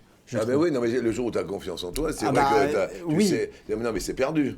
C'est-à-dire que ça fait un but à personne, ça fait... si tu n'as pas confiance en toi, plus tu vas travailler et plus tu auras confiance en toi, parce qu'il faut que tu sois fier de toi. C'est ça le but. Donc, c'est-à-dire, si tu te jettes dans le boulot, que tu n'es plus dans le paraître, parce que c'est important. Tu vois, tu es bien coiffé, tu fais attention, tu as mis une veste, et c'est très élégant. Pour les personnes qui vont te regarder. Mais si tu es dans l'être et que tu n'es plus dans le paraître, d'un seul coup, moi, tu vois, j'arrive, voilà, je suis dans l'être. D'accord. Donc, je suis comme ça. À la télé, effectivement, je suis dans le paraître. Mais les gens, ils me reconnaissent avec mon terme de voix, ma manière de parler. Et voilà. Et toi, je finis, t'inquiète pas, je prends du temps. Parce qu'il y a d'autres questions. Moi, c'est la négativité. Enfin, je pense qu'il faut toujours voir le positif. Rémi, bravo. Yes. C'est vraiment tous des cons. Yeah. Parce que d'abord... Non, mais tu as raison, il faut aller... De toute manière, quand tu as un problème négatif, il faut le transformer en positif. Mais voilà, parce que mois par mois, ça fait plus, tu te rappelles? Oui. Voilà, c'est tout. Nous avons une deuxième vidéo pour vous. Ouf. Alors moi, ça fait depuis toute petite que je regarde l'émission Les 12 coups de midi. Je connais grâce à ma famille qui regarde régulièrement. Et je trouve qu'en fait le parcours il est magnifique parce que ça reste toujours aussi dynamique et sympa à regarder l'émission. La question que j'aimerais poser, si demain l'émission Les 12 coups de midi s'arrêtait, vers quoi est-ce que vous vous pencheriez par la suite? Qu'est-ce que vous feriez par la suite si ça s'arrêtait en fait cette émission? C'est cool, ça y est, merci parce que voilà, il y avait. Traduction, ouais, parce que je faisais plein de bruit, ça va ton oreillette? Ça va mieux l'oreillette. Vous mettez une oreillette parce que je déteste. Oui, de temps en temps, mais j'écoute pas. Voilà. Non, mais c'est pour me dire où ils en sont, machin, tout ça, mais. Mais du coup, vous avez réussi à entendre la question quand même ou pas forcément? Ouais, c'est ça, si les 12 coups de midi, c'est gentil. Si les 12 coups de midi s'arrêtent, vers quoi j'aimerais tendre en fait, c'est ça? Ouais. Bah écoute, les 12 coups de midi vont pas s'arrêter. Et bah ça, c'est une exclusivité non, mais j'essaye de TDP. répondre C'est une court. exclusivité TDP. Bonne réponse. Moi, je trouve que c'est une bonne Non, mais réponse. c'est ça, mais voilà, mais je fais plein de choses. Voilà, j'adore les animaux, je suis un malade d'animaux. J'aime donner du temps pour les personnes âgées, il faut y penser. Il ne faut pas oublier les personnes âgées. Surtout pas, c'est elles qui vous parlent. Par exemple, moi, j'ai plus ma maman. Regardez, voilà, vous voyez, boum, elle est là. Voilà, elle est là, et je continue à lui parler, et ça fait 3 ans et demi qu'elle est partie, et continuez à parler à vos parents, filmez-les, écoutez-les. Ce qui manque, c'est le timbre de voix. C'est-à-dire que quand vous les avez plus, ils peuvent plus répondre. C'est vrai. Donc c'est ça qui pour moi est hyper important. Donc je m'occuperai de personnes âgées, d'animaux, d'enfants. Voilà, je suis là. Une fois de plus, j'ai des enfants qui ont vos âges. Donc voilà, ce qui m'intéresse maintenant, c'est effectivement la transmission et puis voir vos petits minois qui sourient. Et puis voilà, qui disent attention, ne vous affalez pas trop quand même, Flore. Parce que ça fait pas bien. Marin était là, il y a Marin en visu. Merci Marin. Merci Marin. Merci beaucoup. Laissez-vous aller les filles. Et justement, on a encore une vidéo pour vous, ça ne s'arrête plus. On va la regarder tout de suite, je pense que c'est plus... Bonjour Monsieur Reichmann, juste une petite question, savoir un petit peu votre préférence entre le fait d'animer votre émission tous les midis ou votre position, votre rôle en tant qu'acteur à la télé. Ouais, c'est complémentaire. En fait, c'est assez rigolo parce que lorsque je suis à la télé sur mon émission, par exemple le midi, sur les 12 coups de midi, il y a un énorme travail sur l'autre. Je vous écoute, je vous regarde, ça y est, je vous ai capté, tout va super bien. Et c'est intéressant pour le mettre en valeur, en fait. Alors que lorsque tu es comédien, que ce soit au théâtre ou dans Léo Mattei, tu travailles beaucoup sur toi pour que le téléspectateur ou le spectateur ou l'auditeur puisse recevoir le plus beau des messages à faire passer. Et que ce soit le plus simple et le plus sincère possible. Et vous verrez, plus vous avancez dans la vie et plus vous allez vers la sincérité et vers une question de plus ou moins de vérité. On a plus la langue dans sa poche. Moi, j'ai passé 60 ans et je me sens hyper bien. Mais ce sont des exercices pour répondre aux monsieur qui sont totalement complémentaires. Et une fois de plus, ça prend beaucoup d'énergie d'écouter les autres. Mais je trouve que chacun doit avoir sa chance.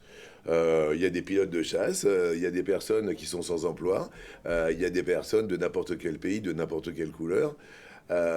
J'ai été, par exemple, la première personne à mettre des couples homosexuels sur les canapés des amours, parce que c'était pour le respect de la différence, pour tendre la main. Et aujourd'hui, c'est dans les mœurs et tout va super bien. On est dans une espèce de joie, dans une société où il faut avoir du partage. Et bah justement, j'en profite. Il y a une personne qui voulait partager un message avec vous. Oui. Cette fois, vous la connaissez, cette personne. Oui. Je vous laisse avec. Et bah finalement, on vient de me dire qu'on ne l'avait bon pas. Voilà. C'était Louis Baudin qui voulait vous passer un petit message. Mais malheureusement, on n'a pas pu l'avoir. Non, mais c'est pas grave. Alors j'ai sa question en fait. Et vous partagez un territoire commun avec lui, c'est la Corse. Et il a dit quand est-ce que l'on se voit en Corse? Ah ouais, c'est sympa. Oui. Je savais pas. Je vais vous l'envoyer là. Ah ouais, non, mais avec un grand plaisir, mais je sais pas où il est encore. Je vais lui demander. Pas de problème. D'accord, parce que enfin, c'est ce qu'il y a de rigolo. Juste, je vous dis, Evelyne Delia est ma voisine en Corse. Alors toutes les Miss Météo, tous les mystères et Miss Météo sont en Corse. Et Jacques Legros n'est pas loin. C'est drôle, je savais pas. Non mais en plus j'adore Louis, tu vois, on parlait d'élégance. T'as vu comment il était tout à l'heure avec Antoine? Ah oui, très élégant. Il était vachement bien et il était devant TF1, il n'était pas obligé quoi. Il lui a dit oui. Et je pense qu'il est temps malheureusement de conclure cette grande interview. Mais c'est pas vrai déjà. Vous faites court. Et en tout cas, merci pour ce moment privilégié. Je peux vous assurer que je pensais pas avoir l'occasion de faire ça, et encore moins à 20 ans. Est-ce que vous avez été au Festival de Cannes ? Non, parce qu'en fait, c'est pour les films. Donc j'étais pas du tout convié. Et puis de toute façon, oui, c'est pas trop mon univers, le Festival de Cannes. C'est plutôt des longs métrages et voilà. Et nous, Flore y a été, et on va avoir encore quelques chroniques. Et Flore va nous parler du film L'Abandon sur Samuel Paty.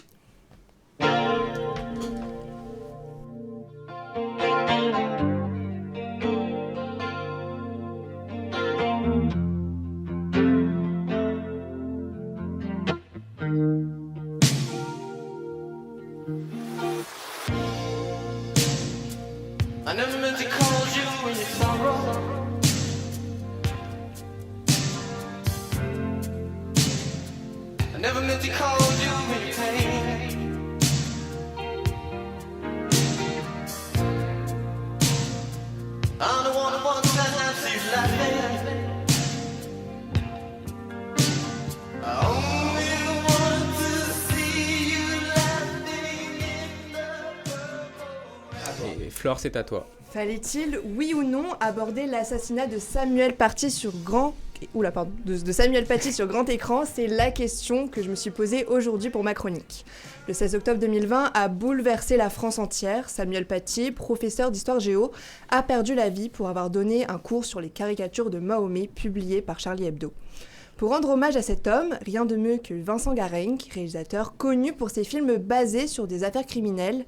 Mais pour vous remettre dans le contexte, je vous laisse avec la bande-annonce. J'ai jamais rêvé d'être un héros. Mais que mes cours éveillent une vocation, ça oui, j'avoue que j'en ai rêvé. Bonjour, monsieur Paty. Aujourd'hui, on va faire une étude de cas. Liberté d'expression, liberté de la presse. Ça vous dit quelque chose? C'est Charlie Hebdo? Exactement. Pas de blague aujourd'hui? Bon, allez, une blague pour Drissou. Il y a un problème? Je viens de revoir la vidéo, les vues arrêtent pas d'augmenter. Elle est mensongère, elle donne clairement le... Avec plus de 500 000 entrées depuis mercredi 13 mai, L'Abandon a beaucoup fait parler sur les réseaux sociaux. C'est un film de merde. C'est un film dangereux. Tu sais, des fois, t'as des films qui sont mauvais, mais là, les gens, ils applaudissaient. Vous applaudissez quoi, franchement? Tous les musulmans hommes sont méchants. Toutes les femmes musulmanes, par contre, elles sont soit soumises à leur mari, soit elles sont gentilles. C'est toujours ça. Et à la scène de la mort, ils crient Allahu Akbar avant de mettre le coup de coude. De nombreux internautes dénoncent le fait que le film renvoie une image péjorative des musulmans et déplorent le fait qu'il ait été présenté dans la catégorie hors compétition au sein de la sélection officielle du Festival de Cannes. Pourtant, le réalisateur Vincent Gareng a pris le choix spécialement d'attendre la fin du procès afin d'être le plus exact possible dans le déroulé des faits. Son objectif premier, retracer les 11 derniers jours du professeur afin de montrer les défaillances au niveau de la police et de l'éducation nationale. Voici sa réponse face aux remarques. J'ai voulu faire un film tout sauf islamophobe, vu en enquêtant qu'il y avait des tas d'éléments très positifs sur les musulmans. C'est vraiment un film de réconciliation. C'est un film où il y a beaucoup de musulmans qui ont des rôles très positifs. Des musulmans ont soutenu ça. Pour la consécration de ce film hommage, Michael Paty, sœur de Samuel Paty, a joué le rôle de consultante. Mais si ce film fait autant parler, c'est qu'il illustre surtout une crise au sein de l'éducation nationale. La mort de Samuel Paty est due à un engrenage que personne n'a su arrêter. C'est pourquoi, 1 an après son assassinat, la loi confortant le respect des principes de la République est rédigée. Elle a pour but de préserver le séparatisme pour lutter contre le radicalisme religieux et les atteintes aux valeurs républicaines. Aujourd'hui, ma question était de comprendre quelle était la première réaction d'un établissement lors d'un incident. Pour cela, Michael Gillard, professeur d'histoire géo au lycée Boucher de Perthes depuis 25 ans, nous fait un état des lieux de ce qu'il se passe dans les salles de classe. Souvent, ce qu'on a l'impression, c'est que la direction, elle ne veut pas faire de vagues.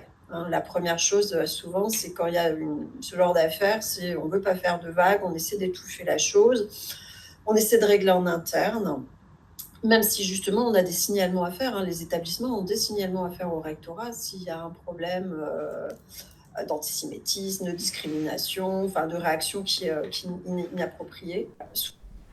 On voit que l'affaire Samuel Paty, ainsi que Dominique Bernard, a conduit au fait qu'on voulait protéger les professeurs sans propulser l'affaire sur la toile publique, là où justement on ne peut plus reprendre le contrôle.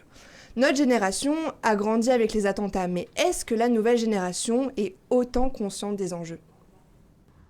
Alors moi j'ai l'impression que plus on avance, plus la notion de laïcité, elle est floue pour les élèves. Et en fait, le fait d'en avoir parlé dans les médias, d'utiliser le terme de laïcité à tout va, n'a pas rendu plus clair en fait la notion. Au contraire, en fait, j'ai l'impression que chaque fois qu'on l'aborde chaque année, c'est pas clair. Rien que la base qui est la séparation de l'État et de l'Église, pas clair pour eux, j'ai l'impression. Ces amalgames... moi j'ai l'impression que... Ces amalgames mènent jusqu'à la peur. Je vous laisse avec les mots d'un étudiant scolarisé au collège du Bois d'Aulne, lieu où enseignait Samuel Paty. J'ai pu voir ça comme j'ai été scolarisé dans cette ville. Il y a aussi de la peur pour les parents de religion musulmane, car il y avait une partie qui avait peur d'être attaquée par des terroristes et une autre partie qui avait peur d'être vus comme des terroristes vis-à-vis de leur religion. J'ai pu voir ça. Un dossier pédagogique a été transmis à l'ensemble des professeurs de collège et lycée. L'abandon pourrait ainsi devenir un support pour ouvrir le débat au sein des établissements scolaires. Merci Flore pour cette chronique autour d'un film donc, qui ravive une blessure encore très présente dans les mémoires collectives. On en pense quoi de ce qui s'est passé Non, c'est une horreur, mais une fois de plus, on en a parlé tout à l'heure, donc c'est vrai qu'on ne va pas approfondir plus, mais tout est une question, je pense, d'éducation et de bienveillance. C'est le vivre ensemble qui est le plus important. Et c'est, tu vois, là, on va arriver présidentielle, dans un an, on aura un nouveau président. Alors, qui sera le nouveau président ? Il faut savoir, c'est-à-dire que ce sont vraiment ces fléaux qui vont prendre le plus d'importance, c'est-à-dire toutes ces violences insupportables. Les gens ont besoin de sécurité, certes, ils ont besoin de sécurité de l'emploi, du train de vie, du quotidien, mais voilà, ils ont peur. C'est ça qui est super dur, quoi. Se vivre ensemble. À l'époque, pour essayer effectivement d'aller un peu plus loin, on avait, nous, à l'école, une éducation civique. C'était du civisme. On apprenait à dire bonjour, merci. On avait quand même les trois mots liberté, égalité et fraternité. Et je trouve que ce côté fraternité s'en va de plus en plus. Et je pense que ça passe, voilà, quand on parle de la scolarité. Moi, j'ai beaucoup de respect pour les profs, pour les instituteurs, qui ont beaucoup de patience, parce que nous, on l'aurait peut-être même pas. Mais c'est ça qu'il faut essayer de voir à la base. C'est comment amener le mieux tous ces jeunes qui ne sont pas, une fois de plus, je l'ai dit tout à l'heure, ils sont pas demandés à être ici, quoi. Et donc il faut les accompagner au mieux. Donc c'est ce que je pense, c'est se vivre ensemble où ça pourrait être tellement dans une joie. Voilà, je travaille pendant 4 mois par an à Marseille. Je vis Marseille, je transpire Marseille, j'adore Marseille, je suis fan. Mais c'est une mégalopole complètement dingue, c'est voilà, de n'importe quel pays, de n'importe quelle couleur. C'est une musique qui est un cri qui vient de l'intérieur. C'est Bernard Lavilliers qui disait ça, un chanteur. Oui. Et c'est ça, c'est de se tenir la main. Et alors après, voilà, c'est l'éducation et le respect, savoir dire juste bonjour, savoir dire merci. Et aussi merci à la vie aussi. On pense aussi à Dominique Bernard, donc une œuvre qui pose une question essentielle, comment transmettre, expliquer et protéger les valeurs de la République. Je vous conseille une chose, le chat, si vous ne l'avez pas vu encore, ce film, sous les conseils de Flore, allez le voir. On va changer complètement d'univers, Jean-Luc. Merci, c'était intéressant parce que tu as mis beaucoup de toi et beaucoup d'amour, entre guillemets, et tu as super bien travaillé. Parce que c'est pas des sujets faciles, quoi. On n'a pas la solution aujourd'hui. C'est ça qui est compliqué. On n'a pas la solution. Tu vois, il peut toujours y avoir des accidents. Tout type d'addiction peut être sujet à un accident très rapidement. Tout type d'addiction, je dis bien tout type d'addiction. Alors, voilà, c'était juste pour te dire bravo. On change donc complètement de domaine. Pourquoi ? Parce que vous avez dit, et vous le dites toujours, que l'école de la vie, c'est le sport. Et nous avons notre pilote à côté de vous qui s'appelle Margot. Et donc, elle va vous plonger au cœur du sport et des 12 heures du circuit. Paul Ricard, Margot, c'est à toi.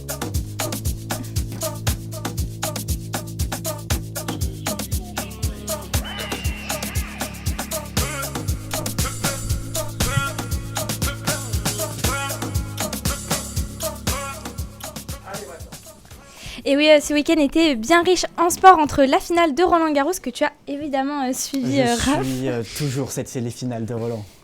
Et donc avec la victoire de Alexander Zverev qui s'est imposé face à l'Italien Flavio Cobolli en 5-7 et il remporte son premier grand chelem après 4 tentatives, comme quoi il faut jamais abandonner. Monsieur Reichmann, vous portez un intérêt tout particulier pour le tennis.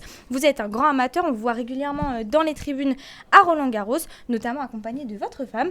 On a retrouvé cette photo de vous en 2016 dans les tribunes. Je suis sérieux là, non? Oui. En fait, tu vois, j'avais un truc dans la dent. Elle exclut encore. T'as vu, on avait les mêmes casquettes en plus. Exactement, et bien justement, je reviens sur votre casquette parce que ici on a un grand fan de Manchester City. Ah ouais. C'est Manchester United. Plus jamais de ça. Plus jamais City. Pardon, désolé. Donc, vous êtes vraiment fan de Manchester United? Non, mais j'ai trouvé. Je trouvais ça intéressant. Enfin, non, toi, tu vas pleurer avec ce qui s'est passé, donc évidemment. On est troisième, oui, on est qualifié pour la Champions League. Voilà, c'est ça, d'accord. On n'est pas en Europa League, monsieur Reichmann. On n'est pas en Europa League. Mais donc, voilà, ouais, non, mais que ce soit le tennis ou n'importe quel type de sport, en fait, ce que j'aime bien, c'est les coachs, c'est les managers. Ok. Sir Alex Ferguson, du coup. Ouais, mais que ce soit Ferguson, que ce soit au rugby, Bernard Laporte, Didier Deschamps, peut-être Zidane, là, est-ce que c'est Zidane qui va arriver? J'aime bien les coachs, parce que j'aime bien les gens qui fashionent et qui façonnent un petit peu et qui coupent les têtes. Le PSG était une preuve que tout peut exister. Je veux dire, il fallait quand même le courage pour enlever Mbappé, non? Élégamment.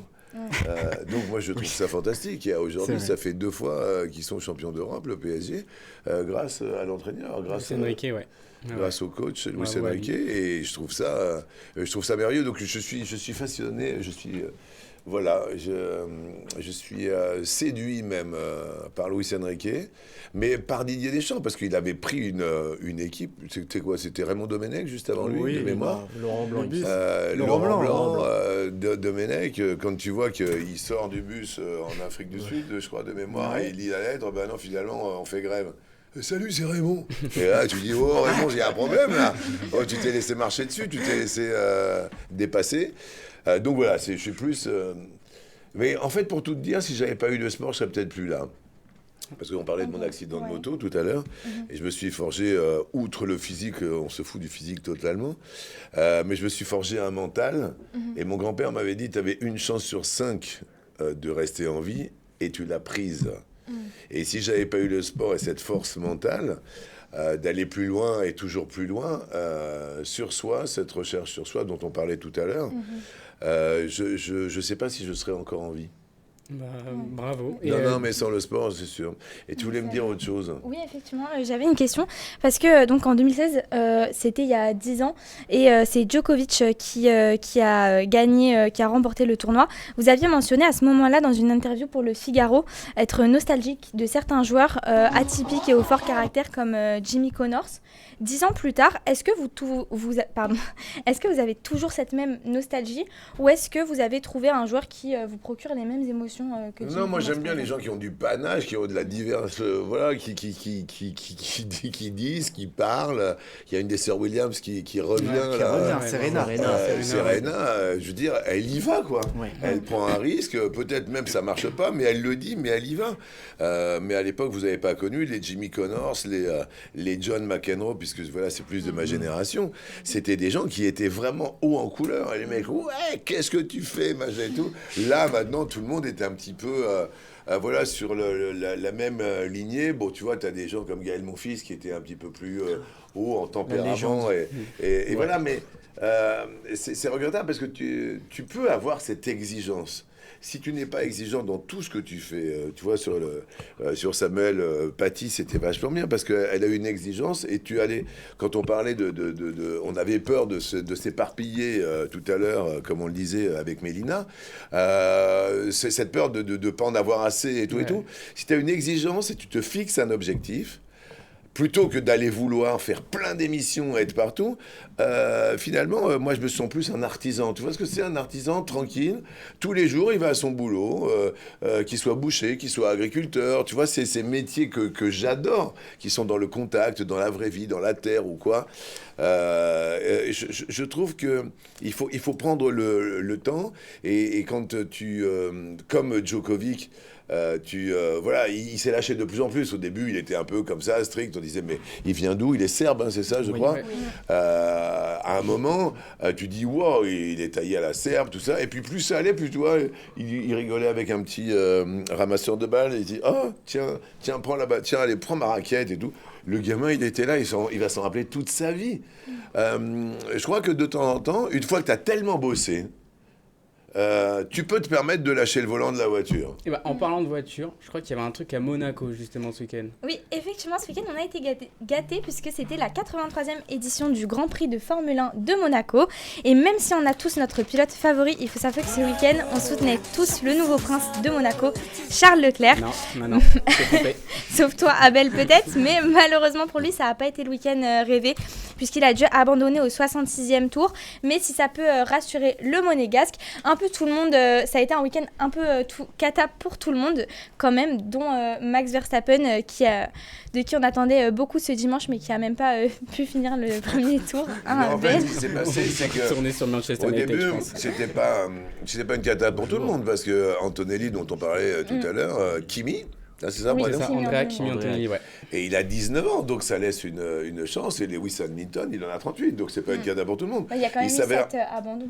Oui, l'abandon de Charles Leclerc, en fait, c'est pas obligatoirement d'abandon. D'un seul coup, il dit ouais, ça marche pas, les freins et tout. Et quand si tu regardes bien et si tu vas jusqu'au bout, moi je me suis dit mais qu'est-ce qui s'est passé? Parce qu'après, il y a eu un break pendant longtemps, ils ont nettoyé le bitume, il y a eu un problème de bitume. C'est pas ça du tout, c'est lui qui avait touché au début. Il a touché, et à un moment donné, c'est parce qu'il a touché que la direction et les freins n'ont plus répondu après. Et c'est pas la faute de la mécanique. Et c'est ça, on a cru que c'était en disant ah ouais, il y a eu un problème, c'est une cata et tout. Non, c'est parce qu'il a fait une faute humaine, je pense, il me semble, et que ça a entraîné, voilà, ce frottement a entraîné autre chose et une répercussion. Tu n'as pas l'air d'accord, apparemment, Hugo. Personnellement, non. Vas-y, dis-moi. Mais... Non, mais on peut faire un débat, ça peut Non, mais il a touché avant qu'il fasse son tout droit et que la direction... Il y a eu des problèmes de frein dès le vendredi. Ce n'est jamais de sa faute. Il a des problèmes de frein même depuis le Canada. Moi, je sais pas, mais on pourra regarder. Moi, je suis totalement Ferrari. De toute manière, Hamilton, il arrive second, ça me va super bien. Je suis aussi pour Ferrari. Donc et voilà.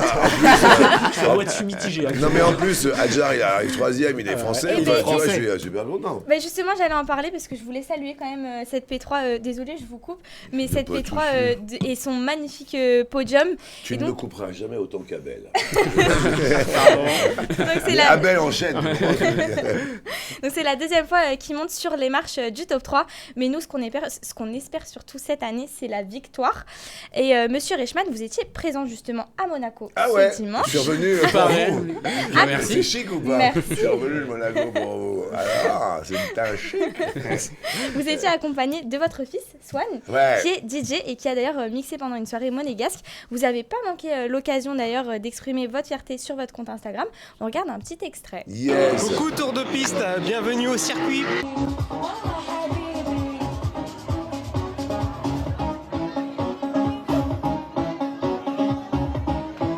Abonnez s'il vous plaît.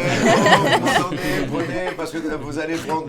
Abonnez-vous à mon fils s'il vous plaît. Maintenant, ça va me faire plaisir. Sur Insta, merci. Heureusement que Rémi est là. Merci Rémi. Tous les autres continuent à manger. Allez-y sur Insta. Arrête de bouffer, toi. C'est qui avec les lunettes et la Rémi? Ah, c'est Marin, le DJ. Je pense qu'on peut rester sur Monaco plutôt. Je pense qu'on peut vraiment rester sur Monaco. Voilà, pardon, excusez-moi. Abel, attention. Ouais. Et il se fait engueuler dans l'oreillette, Abel, le pauvre. Il se fait engueuler, le pauvre Abel. 23h30. L'école va fermer là. Margot. Ah oui, bah, et un petit mot sur ce week-end, ouais. Ah non, mais c'est par rapport à mon fils, non, ouais, je suis fier de mon fils. C'est un père qui partage avec ses enfants. J'essaye de partager toujours avec mes enfants. Et d'avoir ses yeux qui brillent, c'est ce qu'il y a de chouette. Quel est le dernier moment que tu as partagé avec ton papa seul ? Je suis partie au Maroc avec mon papa il y a 1 mois à peu près. Et alors ? Et c'était génial. On a fait de la montgolfière et tout. Voilà. On passe beaucoup de moments tous les deux. Moi, je l'ai amené à Monaco parce qu'il est un fan de Formule 1. Et bon, il était un peu dégoûté aussi pour Charles Leclerc. Pour Charles Leclerc, Hugo, qui a fait des fautes. Donc voilà. Non, mais c'était un très très bon week-end partagé en toute intimité entre un papa et son fils. C'est la fierté d'être père. Notre pilote de tour de piste, donc Margot, est aussi allée pas très loin. Elle était près à un peu de kilomètres, mais elle était pas très loin, aux 12 heures du circuit Paul Ricard, Margot. Oui, alors c'est ça. Malheureusement, moi, j'ai pas eu la chance de parler à Charles Leclerc, mais par contre, j'ai décidé de m'intéresser à ce qui se passait à 150 km de Monaco, au circuit du Castellet. Ce week-end, c'était les 12 heures du Paul Ricard. Il faisait beau, il faisait chaud, et je vous laisse découvrir ça en images. Beaucoup tour de piste, bienvenue au circuit. Let's go. Let's go. Let's go. Let's go. Going to high. Let's go. Let's go. Bon, c'est un circuit qui est fantastique, c'est un des circuits les mieux structurés au monde. J'y suis presque tous les week-ends. Voilà. On va dire, je viens juste pour voir les Ferrari et les Porsche. Les 12 heures de Paul Ricard, c'est une course assez spéciale puisque c'est une seule et même course mais sur 2 jours, donc 6 heures le samedi et 6 heures le dimanche, avec une grille de départ qui réunit plusieurs catégories, donc GT3, Porsche 992, GT4 et TCE. On a eu la chance d'avoir à notre micro plusieurs mécaniciens et un pilote, on les écoute. Beaucoup tour de piste, bienvenue. Flavien Delmas, je suis mécanicien sur la Porsche 920 de Chazelle Technologies Course. Je suis déjà venu plusieurs fois à Paul Ricard, mais c'est la première fois en tant que mécano. C'est quand même un rêve d'être là et de pouvoir travailler dans ce milieu-là. Antoine Leclerc, pilote automobile professionnel, et je cours pour le team Orchid Racing sous les couleurs de Tudor. On est là pour jouer la victoire et pour le moment, on va dire que le plan se déroule comme on l'a prévu. On part en 2e ligne, donc c'est plutôt encourageant. On est assez confiant sur la pace de course pour jouer aux avant-postes aujourd'hui et demain pour les 12 heures du Paul Ricard. Hi, my name is Kilian. My name is Jan. Car mechanics from Monlau, TCR. 10. We have the 10, the 11 and the 117. Yes. No, 111. We are happy. Nice feelings. Nice feelings. Winning, obviously, winning. First place. Nice feeling. C'est l'écurie suisse Aufort Racing au volant de la Mercedes GT3 Evo numéro 11 qui a décroché la victoire. On félicite les 4 pilotes de l'équipage pour cette magnifique course et je vous laisse avec quelques images du week-end.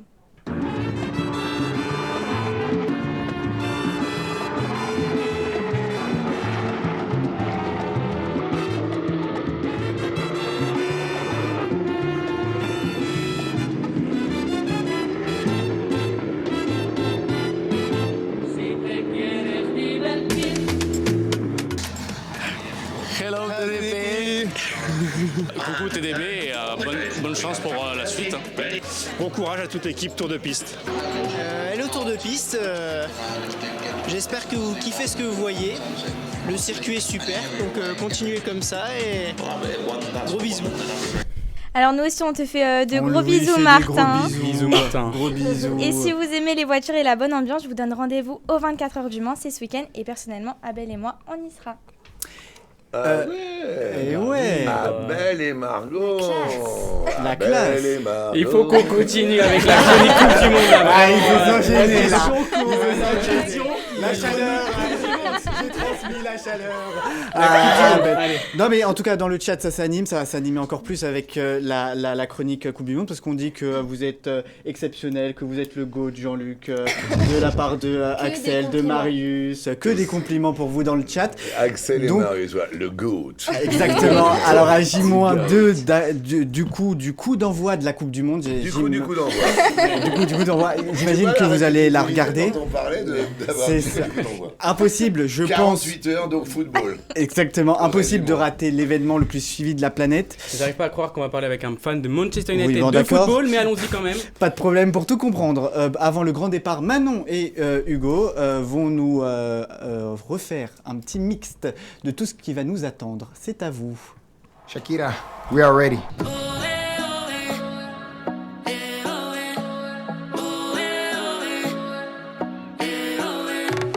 Et oui, l'été s'annonce chargé avec le début de la Coupe du Monde de football dans 2 jours. Et je peux vous dire qu'en tant que supportrice de l'OM, j'ai hâte d'enfin pouvoir prendre du plaisir à regarder une compétition mondiale. Cette édition, elle se déroulera dans 3 pays différents. Et c'est une première dans l'histoire, le Mexique, le Canada et les États-Unis. Est-ce que vous êtes prêts dans le chat? Parce que nous ici, on n'attend que ça. Pas Est-ce vrai, que vous Raph? savez pourquoi ça se déroule dans 3 pays différents? Parce qu'ils ont Absolument payé. pas. Hein? Parce qu'ils ont payé actuellement. Non. Ouais, tu vois, par exemple, par rapport à la curiosité dont on parlait et d'être toujours curieux. C'est vrai, pour le coup, je ne sais pas. Ouais, je pense que c'est pour promouvoir les pays un petit peu frontaliers et pour les mettre en valeur et pour avoir une exposition mondiale. Donc je m'étais posé la question. Donc, Mais moi aussi, je me suis posé la question quand j'ai vu le Mexique, parce que quand on sait les tensions géopolitiques quand même entre les États-Unis et le Mexique, j'étais étonnée de voir une mais tu vois, compétition dans ta manière d'aborder, par exemple, un papier, comme on disait tout à l'heure, pour aller en profondeur, on parlait des candidats à la télé, des maîtres de midi et tout. En fait, ils ont, je vous le dis, tous comme raison d'être la curiosité. C'est-à-dire qu'ils sont curieux de tout. Les plus grands maîtres de midi, vous connaissez évidemment Émilien, puisqu'il est quand même à peu près de votre génération. Et ben c'est un grand curieux, que ce soit Xavier, Cyprien, Émilien, tous ces gens sont hyper curieux, Paul et tout ça. Donc voilà, c'était juste une petite parenthèse. Curieux de savoir ce qui se passe parce pour que l'équipe de maintenant il France. faut laisser la parole à Abel, puisque Abel, le pauvre. ça c'est il est encore mon groupe, tu vois. Allez, l'équipe de France, on vous écoute. Et oui, on le rappelle, en 2022, l'Argentine de Lionel Messi avait battu la France en finale au tir au but. Clairement, les Bleus veulent tourner la page de cette terrible désillusion.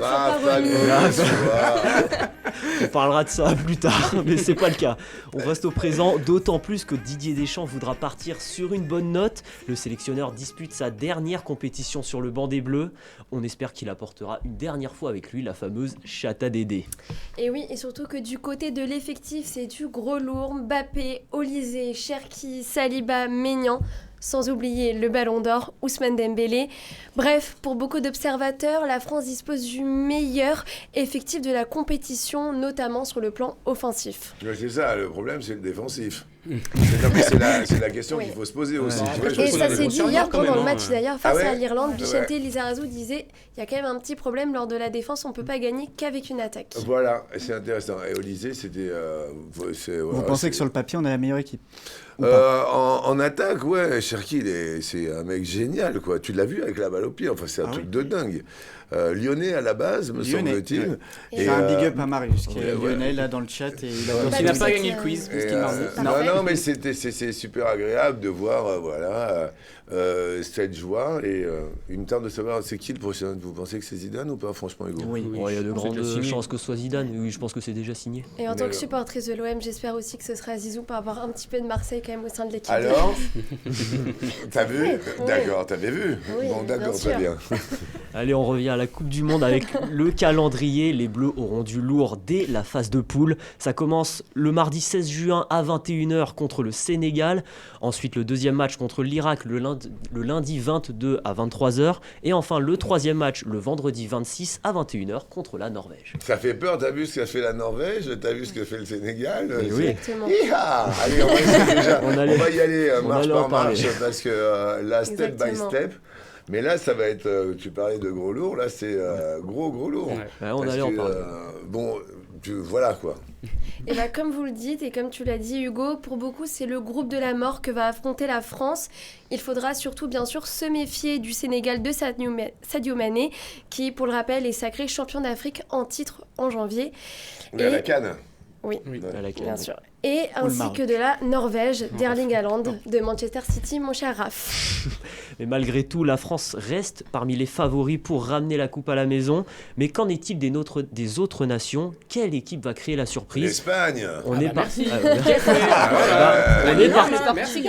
On est parti de me poser la question à Cyril Morin, rédacteur en chef chez Eurosport. J'en vois un, c'est l'Espagne. Vainqueur du dernier Euro, une maîtrise collective totale. Un joueur de classe mondiale à même de faire des différences en la personne de Lamine Yamal. Donc voilà, si je mets deux favoris, je mets les Bleus et l'Espagne. L'Argentine n'est pas au niveau attendu. Le Brésil est en grande difficulté générationnelle. Donc je vois encore un Européen soulever le titre à la fin de cette Coupe du Monde. Le Maroc ou le Sénégal, voilà, je pense qu'on arrive dans l'ère du football africain. On a vu lors de la dernière CAN qu'on a des nations qui commencent à être beaucoup plus structurées, avec des effectifs beaucoup plus mondialisés aussi. Et ça joue forcément des effectifs de très grande qualité. Quand vous regardez l'effectif du Sénégal, notamment qui affronteront les Bleus le 16, c'est une équipe qui peut jouer le top 10 mondial, quoi. Donc je ne serais pas surpris de voir une nouvelle équipe africaine en demi-finale de cette Coupe du Monde. Et puis après, il ne faut jamais négliger non plus les équipes qui organisent les épreuves. Les États-Unis, sur un malentendu, peuvent créer quelque chose. Le Canada, ce sera peut-être un petit peu plus compliqué, mais le Mexique peut aussi créer des choses. Donc voilà, ce sera beaucoup plus ouvert de par le fait qu'il y a beaucoup plus d'équipes. Et donc, à mon sens, des grosses surprises dès les 16e de finale, ce qu'on n'avait pas avant parce que le format était différent. J'en vois un, c'est l'Espagne. Oui, alors la partie sportive a été faite. Alors est-ce qu'il y aura un changement global pendant les matchs, Hugo ou Manon? Oui, Raph, la FIFA elle a décidé d'introduire des pauses fraîcheurs toutes les 20-25 minutes. C'est pénible ça. Eh oui, on est bien d'accord en avec plus, vous. hier soir, excuse-moi, ils étaient à Lille. À En Lille. France. Pause fraîcheur en Ils faisaient- doudoune. Non, mais en plus, ils étaient en doudoune et tout. Quand t'as vu Giroud arriver à la fin, et tout, ils étaient glacés. Pause fraîcheur, 2h30. Ils ont peut-être bu un thé chaud. Non, mais c'est chocolat chaud. insupportable. Mais t'es pas monté au créneau, tu leur as pas dit, Manon? Écoutez, malheureusement, j'adorerais avoir un petit contact au sein de l'équipe de France. Malheureusement, pas Mais encore. pourquoi d'ailleurs ces pauses en fait? Mais c'est pour mettre de la pub, tu rigoles ou quoi? Bah, exactement, et Mais c'est ce dont attends. on va parler. Officiellement, c'est donc pour empêcher les organismes des joueurs de surchauffer lors des périodes de organismes forte des chaleur. joueurs, mais c'est n'importe quoi. On n'est cocooner un pas, petit on n'est peu, pas à ouais. Monaco. Non, on est d'accord avec vous. Non, mais c'est dingue. Bref, excusez-moi. Mais vous allez voir. Je m'emporte Vous un l'avez- peu. Hugo je suis a la désolé. réponse Vous à notre l'avez dit, question. en réalité, on va pas se mentir, c'est aussi pour placer plus de temps de publicité Merci, et Hugo. donc gagner plus d'argent. Eh oui. Je sais pas si vous avez déjà vu regarder du sport à la télévision Non, jamais. américaine, c'est 15-20 minutes minimum de pub par heure. Donc c'est invivable, c'est un enfer. C'est insupportable. C'est Ouais, insupportable. Mais ces pauses fraîcheurs, elles posent aussi un vrai problème sportif et Cyril Morin nous explique pourquoi. Ça change complètement la dynamique d'un match et ça change même ce sport en profondeur. On a vu sur les récentes expérimentations qu'on a pu avoir que, et notamment lors de la finale de Ligue des Champions, il faisait pas si chaud déjà, donc une pause fraîcheur, il faut quand même que ce soit justifié par la météo. Et au-delà de ça, quand on a une équipe qui pousse mais qu'on a une pause fraîcheur qui arrive, la dynamique elle est coupée et on reprend pas exactement pareil. On arrive dans un monde où ça va être comme des cartons en basket. Ça peut presque devenir de la tactique de se dire attends, on va tenir jusqu'à la prochaine pause fraîcheur. À la prochaine fraîcheur, on va faire un réajustement ensemble et on repart différemment. Donc ça change complètement la dynamique de ce sport. Moi, ça me pose un vrai problème sur l'identité de ce sport. Et bien justement, ça pose une question, est-ce qu'on aura vraiment droit à un show à l'américaine pendant la Coupe du Monde, pendant les mi-temps?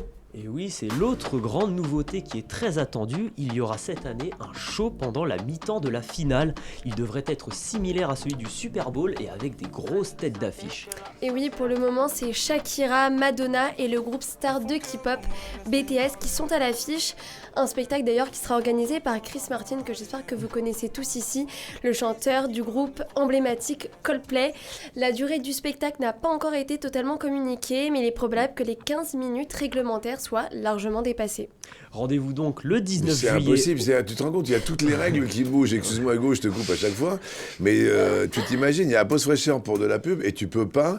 Normalement, c'est 15 minutes la mi-temps. Ouais. Et là, tu t'imagines si ça fait 20 minutes, 25 minutes. C'est un truc de dingue. C'est l'américaine. C'est l'américaine. Ouais, mais Un attends, choix les pubs, si t'as un show pendant 15 minutes, elles sont où les pubs? Donc. Bref, pardon, vas-y Hugo. Du coup, j'allais en venir. Rendez-vous donc le 19 juillet au MetLife Stadium de New York pour ce grand spectacle de fin de tournoi et c'est sûr, ça promet. Et j'ai pu comprendre t'es souhait, Margot, surtout, j'ai pu surtout à comprendre force d'aller à Paul Ricard, tu vois ce que je veux dire qu'il y avait. J'ai Oui. pu comprendre qu'il y avait aussi des problèmes de visa, Hugo et Manon. Exactement, Raph, je vous le dis, la liste des pays est longue. On va commencer par l'Écosse. Malgré les plus de 10 000 euros dépensés, plusieurs centaines de fans écossais vont devoir rester malheureusement sur le carreau de leur pays. Et plus généralement, ce sont des milliers de supporters, principalement des pays africains et asiatiques, qui ne pourront pas venir supporter leur pays. La raison, l'administration Trump a mis en place une caution pour les résidents d'une cinquantaine de pays jugés à risque de dépassement de séjour. La sanction touche notamment l'Algérie, le Cap-Vert, le Sénégal, la Côte d'Ivoire et la Tunisie. Et cela représente quand même un coût financier en plus, puisqu'on estime que cette caution avoisinerait 13 000 euros. Force est de constater que même en temps de fête, Donald Trump souhaite garder le contrôle sur sa politique migratoire. Et on va arriver à la fin de cette émission et je me sens obligé de vous poser une question. Qu'est-ce que vous en avez pensé ? Parce qu'après, on va avoir le droit au moment émotion avec les remerciements, mais je pense qu'avant, avoir votre avis est intéressant. Non, mais c'est super cool parce que vous êtes tous différents, vous avez tous vos personnalités totalement différentes, votre univers à chaque fois différent et complémentaire. Je crois qu'il faut continuer effectivement de bosser. Je me répète sur le travail, mais plus vous travaillerez, plus vous aurez de la satisfaction. Et plus vous travaillerez, plus vous serez libre. C'est paradoxal ce que je dis, mais c'est ce que je dis à mon fils. Donc je vous dis une fois de plus que celui-ci, il a 20 ans, comme tu l'as dit tout à l'heure quand il était DJ ce week-end.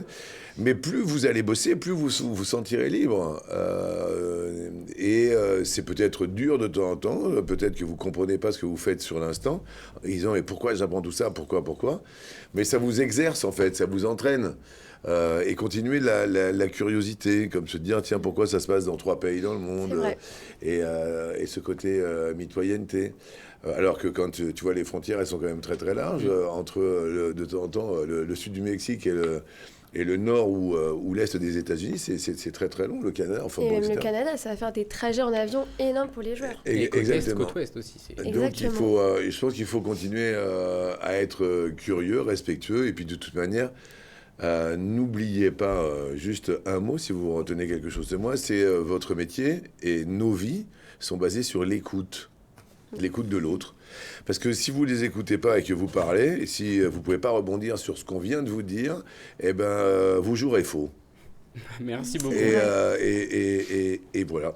Et je pense que merci est le mot qu'on peut employer dès Oui, maintenant. tout d'abord, merci. Et puis, je vais prendre le temps, en fait, de ces remerciements et pour dire que c'est la fin. Micro parce que, et dire que c'est la fin, en fait, de cette émission. Mais en fait, c'est la fin d'une aventure, avant tout.